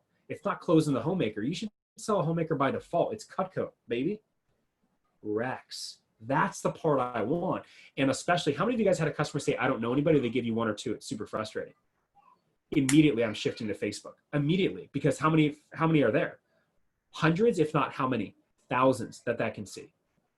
So do you see how that can be everything for you where you get shut down with a customer? Taylor, they give you one. I don't know anybody else. Okay, Mrs. Jones, you know what all my customers do that don't know anybody? Perfect. I'm going to send you a friend request on Facebook so we're friends. I'm going to send you the template. Would you mind just throwing that post up? I'm trying to work on my social media marketing. And that way, anybody that's on Facebook that might need to see, it's very non-intrusive. If they want to like or comment, I can help them up for a demo. Boom. So easy to do. It is 2 minutes of steps, but if you get in the habit of doing that every time, granted, I don't want to make this sound like Jenna, every customer is going to post a Facebook post for you because they're not. But if you had 2 out of 10, 3 out of 10, that's pretty darn good ratio. And it's going to start to stack and build for y'all. Is that good? All right, there's your new approach. Okay, I have more. You guys, we're going to end at 7 for sure. I have more content in the next 30 minutes. I have more content than will be in 30 minutes. Okay? So I'm going to speak fast. Okay? I'm going to speak fast, and this is recorded. So we'll push it out to you guys too so you can review. All right? So for this next part, I want you just to absorb. Okay? I want you to absorb. And maybe some screenshots would help too. All right. So I want to give a couple reminders for you guys. So hopefully this gets the juices going. Okay, this gets the juices going and you're excited to see customers. You're excited to go do them, okay? But here's what I want you to do is I want to motivate you to do this. Take a page out of Kevin Pierce's book and call that ex-girlfriend's mom. Call that person you haven't seen in a while. Hit that person up on Facebook you haven't seen, right? Because if they just sit there, it's an L automatically. Delaney, I know you're feeling weird about calling people you haven't seen in a long time, hitting them up for knives. I know you're feeling that way because I felt that way too when I was brand new. I'm like, oh, this is so awkward. But you know what? Most of those people would rather buy the knives from you than some random anyway. They'd love to hear from you, love to see how you're doing. And you know what? Don't just call them to sell them something. Call them to expand yourself, call them to get experience, call them to get recommendations, call them to connect. What's the point of having a network? Do you guys understand? Like, what's the point of having a network exactly? Just so you can have a total count of friends on Facebook or have them in your phone, right? Now, I'm not saying, David, you should always reach out to people for an ask. That's not always cool to do. Nobody likes that person. But if you just do it and say, hey, could you help me out? There's nothing wrong with that. The worst they could say is no. This is screenshot worthy. Best phone times, you guys. Best phone times. Best times to call these leads. Sunday night obviously is great. We always Wednesday nights are go hard. Okay, go hard on Wednesday nights. Thursday is a great time to make up. If I was a rep right now in college, I would never do a demo later than 3:30 on any of these nights. If you're taking notes on anything right now, this is something you need to hear from the DVM is protect your phone time. That is a mistake that a lot of new reps, you take demos whenever. Leah, you book a demo whenever right now because you're just trying to get one. Don't be desperate. Be strategic. Protect your phone time. I'm never booking a demo on Wednesday night, ever, because I'd rather book 7, 8, 9, 10 at the phone jam because it's going to make me so much more. That's thinking like a business owner versus someone that just wants to get quick money. Okay. So thinking about that, morning phone time is great if you want to mix that in. Some of you may not be early risers, but 7:30 to like 8, 8:30 is a really good time to catch people, especially Ty, if you feel like you've been calling the same people, but you always call them at night and they never pick up. Morning time can be really, really good. For me, you guys, like I'm a Mac, right? I'm a Mac, proud Mac. Okay. I'm a big Mac, Evan. Sorry, that's my dad joke for you. I got 3 kids. Okay. I almost have 3 kids. We got 2.5. Okay. And we have house, married, all that kind of stuff going on. Don't call me at night. Now that's me. That's me. There's plenty of customers that do it. Kevin, you want to get a hold of me? Call me at 6:30. I'm up at 5 every day, getting my stuff done. Okay. If you call me at 7:30, it's like the day is gone. I'm like, Max, so we already got 2 hours. Like we're deep. I'm ready to go. I'm fresh. I'm cups of coffee deep. I'm ready to rock. Right. I'm not waking up at 10. Okay. So just think about that. So Kevin, you keep calling somebody at 6 o'clock at night, 7 o'clock. Like, I'm not saying don't do that. Still try that, but switch up your technique a little bit, right? Call them in the morning, like they're ready to go. Like they say, if you want to get to the decision maker, like you want to get a hold of the CEO, call the business, like back in the day when you could call the phones, right? Like get through to someone, call them at 6 a.m. because they're there, right? So thinking about that, like the decision maker. And the last one on there, you guys, was calling in the mornings on Saturday. That's a really good time too. Xavier, not 7 o'clock on Saturday, but like 9 or 10 is good. You know, they're up for the day, but they haven't gone out of the house yet. Like Christy, like your daughter's probably like up, she's fed, but you guys aren't out of the house yet. But like, that's a good time. But if somebody calls you at 6 a.m. on a Saturday, you're going to kill them, right? You know, so just be mindful of that. Common sense comes into play. Okay, so that should be helpful for you. Here's another way to think about it too. This is not mandatory. This is something you could do. This is something you could do. So I think about as a rep right now, I'm making 100 phone calls a week. Now, for somebody, Delaney, that might make your eyes bug out. 100 phone calls. You guys, the job is the phone. 100 phone calls, that's, if you're making 20 to 30 phone calls per hour, that's making 5 hours of phone calls, 4 or 5 hours of phone calls. Okay, now that's a lot of time to be on the phone, right, Max? But you signed up for a part-time job, dude. So you do that, plus all the demos that you create, that's gonna be 15 hours of work, plus team meetings and a workshop. That's it right there. Now, by the way, some of you are going to look at this and you look at your schedule. And again, if you want to take a screenshot of this, it's fine. But I want to let y'all know, hey, if that's you, Leah, make it 50 calls a week. I don't care. Delaney, make it 70, right? Jennifer, you 40, right? Pick your number. It doesn't matter, but do it every single week religiously and watch what happens to your business. Okay. Consistency really is key. Okay. Next thing I'm going to have you guys write in your notes is 60-40. Okay, so I'm gonna show you how to get a lot of leads right here. Okay, I'm gonna show you how to get a lot of leads, and the key is incentive. Okay, the key is incentive. 60%, 40%, 60%, 40%. That's what you want in your notes. Okay, so I'm gonna walk you guys through something here real quick. We're gonna talk about the 60-40 rule. Now, 60% recs, 40% sales. Good for your notes. I'm gonna come back to this. Remember, I said I was gonna come full circle. Right, Ty, you're now getting the order, you get the credit card, you don't process the order, you ask for recommendations, you process the order at the end, right? You remember this, right? This is the new strategy. So watch. Here's what typically works, okay? Is we give away, this is a good way to think about it, is that whatever they're spending on Cutco, if you took 1/5 of that, 1/4 of that, you could give them in free stuff. This is a great rough thing for you to know. So if you picture this, right, if a customer was spending $1,000 on Cutco, you could give them $200 worth of Cutco. Okay? Free. Okay? So this is a good kind of like ratio place for you to be. What I'm going to tell you guys is that you could actually give them 300. So that's for this group. Okay? That's for this group. That's not for everybody else on the team, Max, but you're good now. You don't need to call John for this, is what my point is. You're good to go. Give the deal. Now, do you guys want to give away more free stuff? Well, most people when they're new, they say no, right? Because what happens to your CPO when you give away free stuff? Well, you may have noticed, right? You may have noticed that it starts to go down. So here's what you want to do. A couple of things. A, I never want you to turn in an order the rest of your entire career with Cutco that doesn't have a something for free on it. Okay. Have any of you guys had an order that you gave nothing away for free? Like, it just okay, cool. Like Delaney, maybe it's a $200 order or something like that. Should have been a $400 order with an $80 item for free. You're still gaining. It's a net win for you, win for the client. So is that tracking for everybody? So you always, hey, what if you had a customer spending $1,000? Like, I'm just getting gifts, Taylor, I don't want anything for free.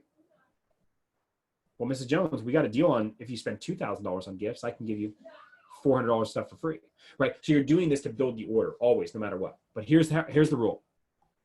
Is what you guys are going to do is this, and I think you'll like this, and this is one of the last big things I'm going to teach before I go over the kitchen system, is when you get here,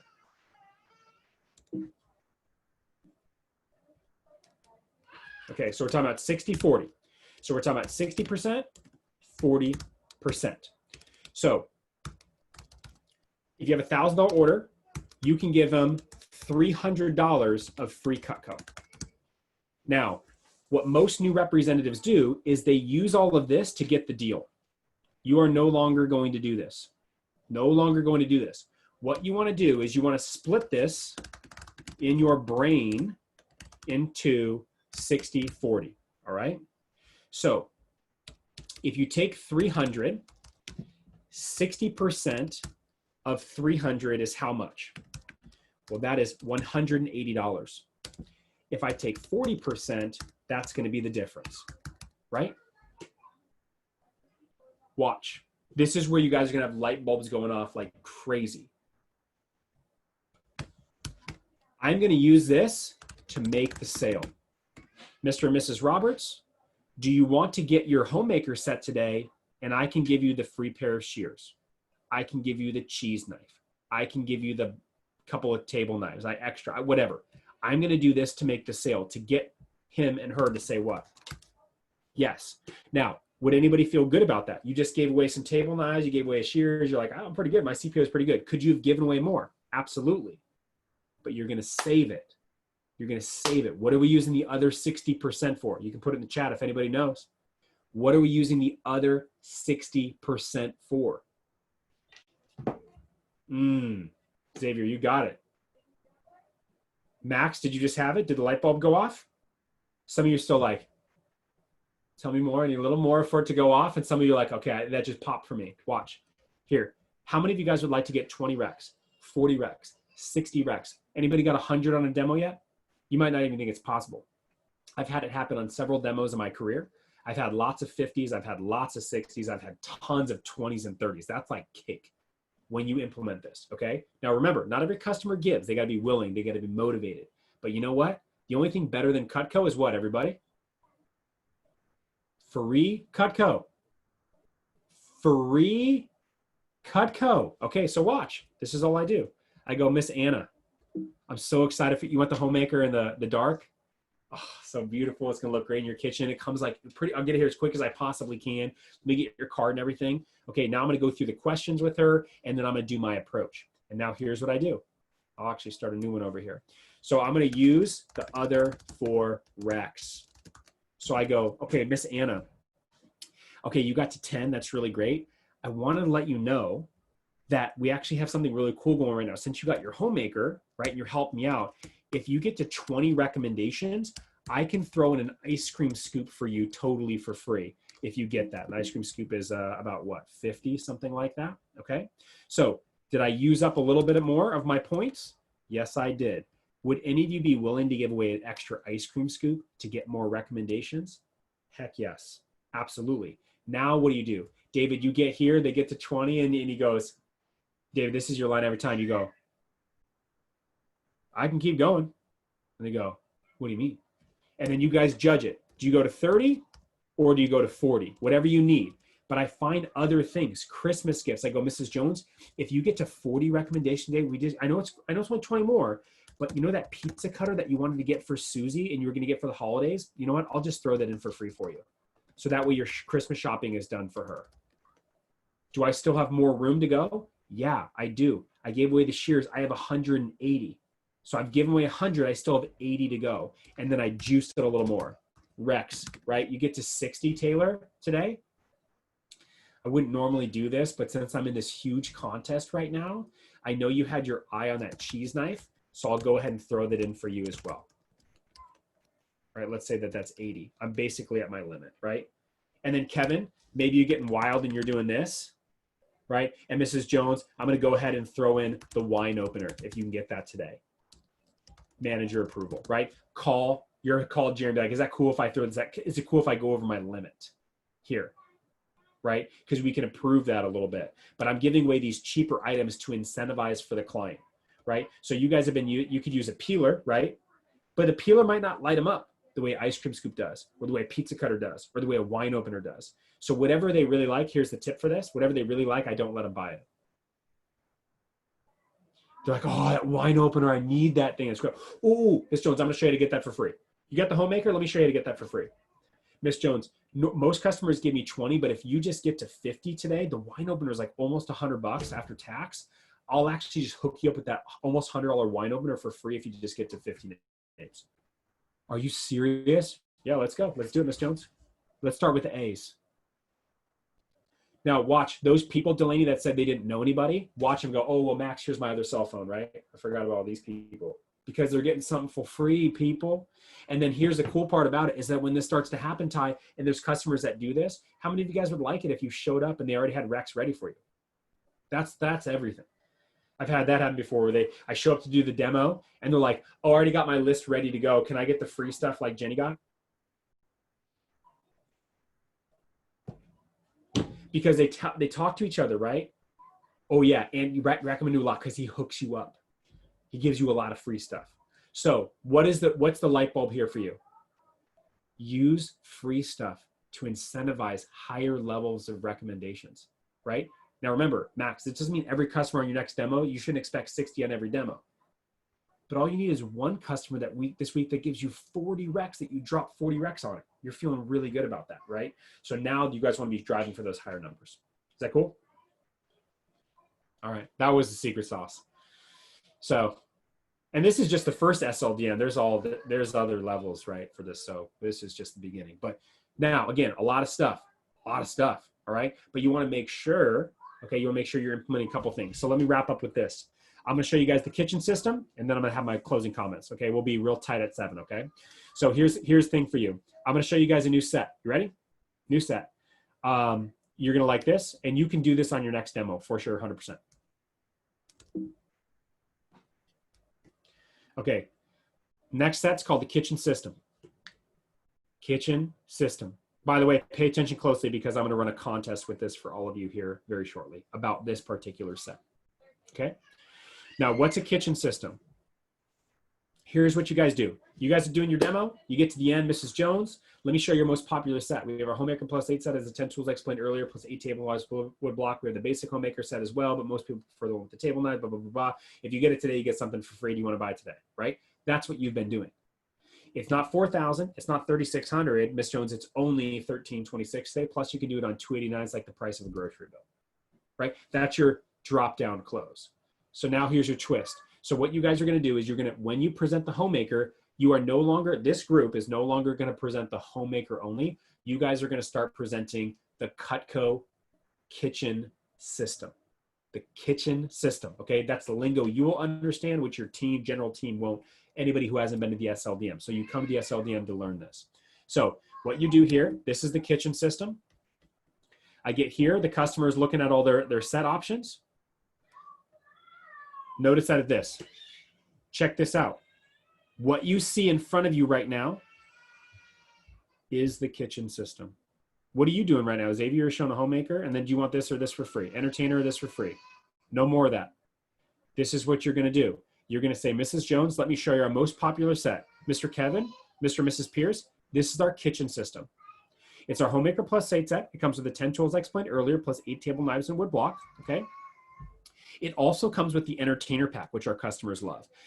Notice what I just did. It also comes with our Entertainer Pack, which is the cheese knife, ice cream scoop, peeler, and the pizza cutter. These are super popular because they're guaranteed forever and you're one and done on these gadgets. And then they come with our legendary super shears that are great for everything inside and outside the kitchen. This is our kitchen system, Miss Jones. It's super popular. Now, the great thing about this set, Mrs. Jones, is it doesn't cost $4,000. Although it'd probably be a lot more if it was in stores. In fact, Ms. Jones, it's actually a lot less than the Wusthof set of the 3400. The kitchen system, Mrs. Jones, is only, and then this is where you guys take some screenshots, okay? So I'll give you this. Let me get to this part. The kitchen system, Mrs. Jones, is only 1671. Ms. Jones, the kitchen system is only 1671. And the great part is we have a 5-pay on it as well, Ms. Jones. So you don't have to buy it all at once. You can actually try it before you buy it. You can test drive it before you own it. You can date it before you marry it. Ms. Jones, it's only $362 to get it today. It's like going to Costco, you know, or a big run at Vaughn's. I always love the grocery bill one, by the way, too. It really brings them down to earth in terms of $362. Okay. Now, what am I doing here, everybody? This is called packaging. I'm just creating this set, Taylor, out of thin air, right? I'm just calling it the kitchen system. And what am I doing? I'm packaging the entertainer pack. So I'm charging them for that, right, Max? You see that? And then I'm also charging them for the shears. That's where I'm getting to this price. Is everybody okay with that? Cool. There it is. Now what happens? Now, Taylor, how much free stuff can you give them? Ty, how much free stuff can you give them? Remember, I just taught you guys, you divide by 5. Right? And that'll let you know. So you can give away more free stuff. Delaney, to incentivize this one. So you can give them other stuff for free. And by the way, if you sell this order, right? You sell this order, Kevin, at $1671, even if you get free stuff, you're still going to have a $1,000 order every time. Anybody want a 4-digit CPO order? That's what I'm talking about. Hitting the newsletter on one order, a kitchen system does it every time. Okay. Now in the chat box, Anna, you can unmute. I'm not sure what slide you're talking about. Hopefully this is the one that we're talking about here, okay? But where do we go after this? You guys can drop in my chat box. Okay, they say I can't buy the kitchen system. Alan, it's too much. Doesn't work for me today. What do I show them next? You guys can just drop it in the chat. Okay, they can't buy the kitchen system.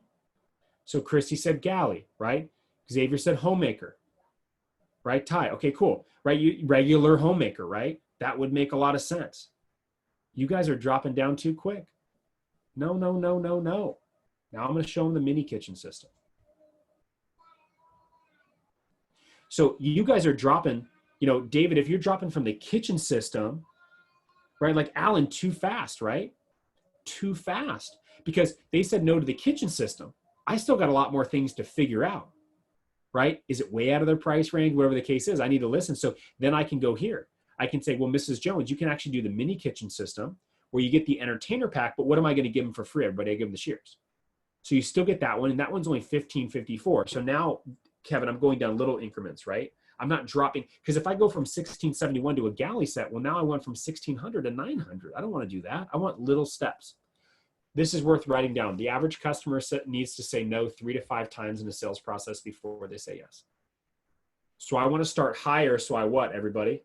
So I end higher, right? So watch what happens here is if they don't buy that, then where do I go? If they don't buy the mini kitchen system, which by the way, I could flip flop this, right, Xavier? I could do the shears. This is also screenshot worthy. I just wanted you guys to have the pricing so you could like refer to it easily. But Max, I could easily drop to the shears if they really like those. And I could do entertainer pack for free. And I got the payment for you guys and everything. So you're all set. Right? What if they don't buy the mini kitchen system? Then where do you go? You put it in my chat.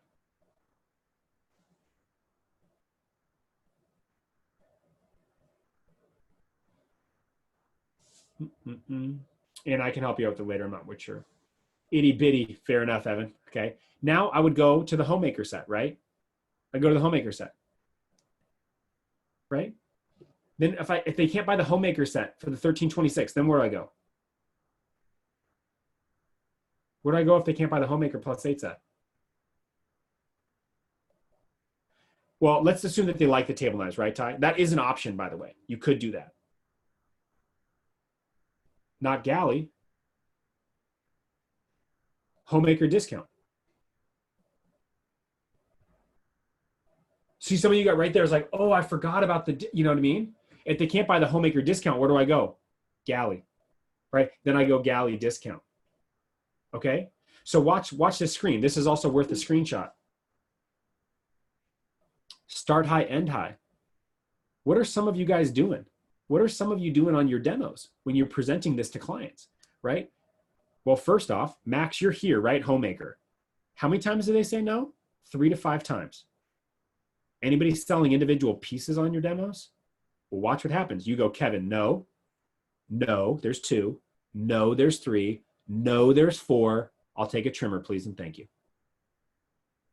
What am I doing on my demo? What are you learning right now? Kitchen system? No. Mini kitchen system? No. Homemaker +8? No. Trade-in homemaker with discount? No.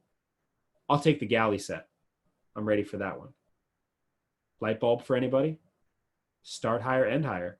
Some of your average order size is small because you're doing what we taught you in training, right? Fair enough. But now it's this. And eventually, how many of you guys would like to learn how to just start with the ultimate set? We have that. And then how many of you would like to do this one, right? Cutco Kitchens, like Cutco Kitchen, where they get everything, right? The whole deal. Of course, we teach that at other events. We're not teaching that right now, but that's big. That's really big. All right. That little wrinkle, kitchen system. Okay, there's gonna be a contest for this, all right? Contest for this. I got 6 minutes. Let me wrap, and then I'll stay on for 1 or 2 minutes if anybody has a quick question, okay? But let me just get through a few slides. So I know there's been a lot of content for today. There's a few things I wanna show you guys that I think are really important, okay? First things first is we are doing a special night out on the town. Okay, we're doing a special night out on the town. We do it for push period winners, fast starters, but right now we have the ball in the fall contest where we take our people out. Like David, you're tracking really well for that. We got Lucas in our office doing really well for that. Make sure that you get that opportunity. Okay, so the ball in the fall contest, you can make some moves. Taylor, you're like $800 away from qualifying for that thing. Unless you got a PR on the team, you might already be locked and loaded, you know? So you get a chance to take you out to a great dinner, you know? So that's great. Ball in the fall. Dirty 30, when's your date? Talk to your manager about that. Okay, that's really important. And then I'm going to give you guys a contest. Okay, here's your contest. So product that just came out, steak knives, right? Okay, knives, be good. Here's the deal. Basically what it's going to do is this, is the first person in this group, here's a contest, it's really simple. First person in this group, okay, that sells the kitchen system tonight, tomorrow, whatever, immediately you need to send me a message in WhatsApp, okay? Many of you, we've already been introed. By the way, I'm going to talk about that in just a second if you haven't been introed yet. But like Ty, we have our coaching chats. Like Evan, I sold the kitchen system. Was I the first one? All right. And so I'm either going to do one of 2 things. You guys get some Cutco. I'll send you a steak knife. Just a little something, right? You already get your commission on your sale. It's really good. Or you can opt for a networking PC with me.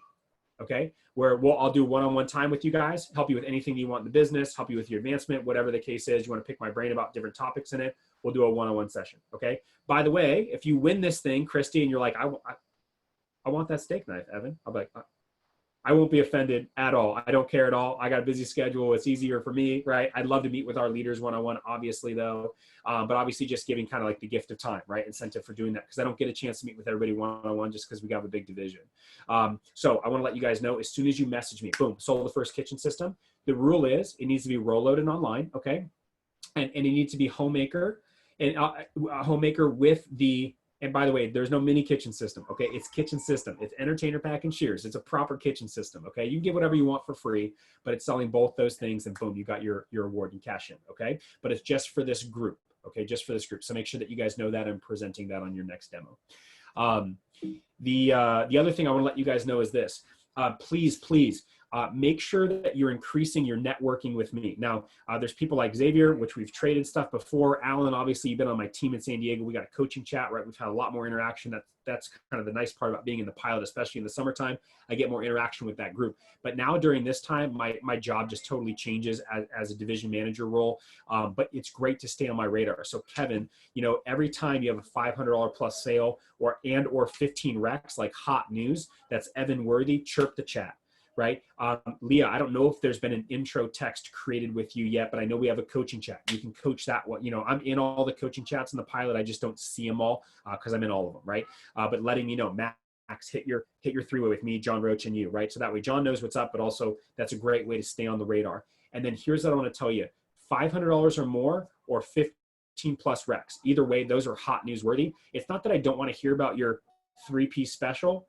I don't need to get my chat hit every single time on the WhatsApp. So 500 plus CPO, that's definitely worth sending for sure. Okay. So, and the more you can do that, Leah, imagine if you can, and you can tag me, right? You can at me. Hey, Evan, got another one in, $600 order, kitchen system, 25 recs on the last one because I use the free stuff.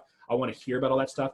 Taylor, there's a lot of people in the division, so I know your name right now, but I want to continue to know your name. I want you to stay on the radar. I want you to stay to make a statement, so that way we can help you with all of this other stuff that I talked about before when I talked about all the different opportunities that we have for you guys within Cutco to really help you make an effort to stay on the radar. Okay, like I talked about before. So please make an effort to do that. And the more you're chirping the chat with positive things that you're getting results, this helps you stay on the radar. It lets me know who my A players are, which is really, really valuable, of course. Okay, here's my last thing for you guys is this, is my final tips for you might be worth a screenshot, but I'm gonna ask for some action for you right now. Is at this time tonight, I know we had a long session, right? 3 hours is long on Zoom for sure. But I appreciate your engagement from this group and your participation. A few things for you: use your info, implement 3 things, decide on 3 things that you're gonna do. Just that's it. And maybe it's, I'm gonna show the kitchen system. I'm gonna use extra free stuff to incentivize customers to give me more names. And then I'm gonna work on implementing the magic phrase. That might be it, okay? For all of you. All right. Be at the next event. Be at the next event. All right. The next event would be the key staff meeting on Saturday morning. Okay. That's one move that you could make, right? Obviously all the team events, I'm going to be there. I want to see your faces at the team events, etc. And then we're going to have other events in the fall for you to participate in. And we're going to have a push period that comes up in the next 3 or 4 weeks for you to get charged up for as well, early in push. And then here's what I'd like for you to do is I'd like for you all to message your manager right now, please.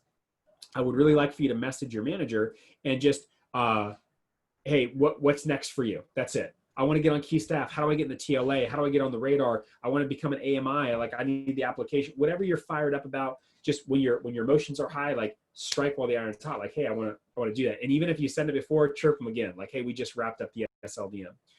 The last thing I'll ask for y'all is this: is can you please, as part of our division standard, I want you guys to lead as our leaders in our division, our new leaders, is can you post up your light bulbs? You know, look at all your notes, Leah. Like I saw somebody post that, maybe it was Max that said like, I got 3 pages or something like that. So you guys all got a lot of stuff today, right? Like content overload for sure. So debrief all of that. But you know, David, find the 4 or 5 things and put a light bulb emoji, boom, boom, boom, boom. Like you see people doing that, put that in your team chat, okay? And then this is the last thing I need for you guys is this. Please click on this link real quick. And then this is just a quick Google form.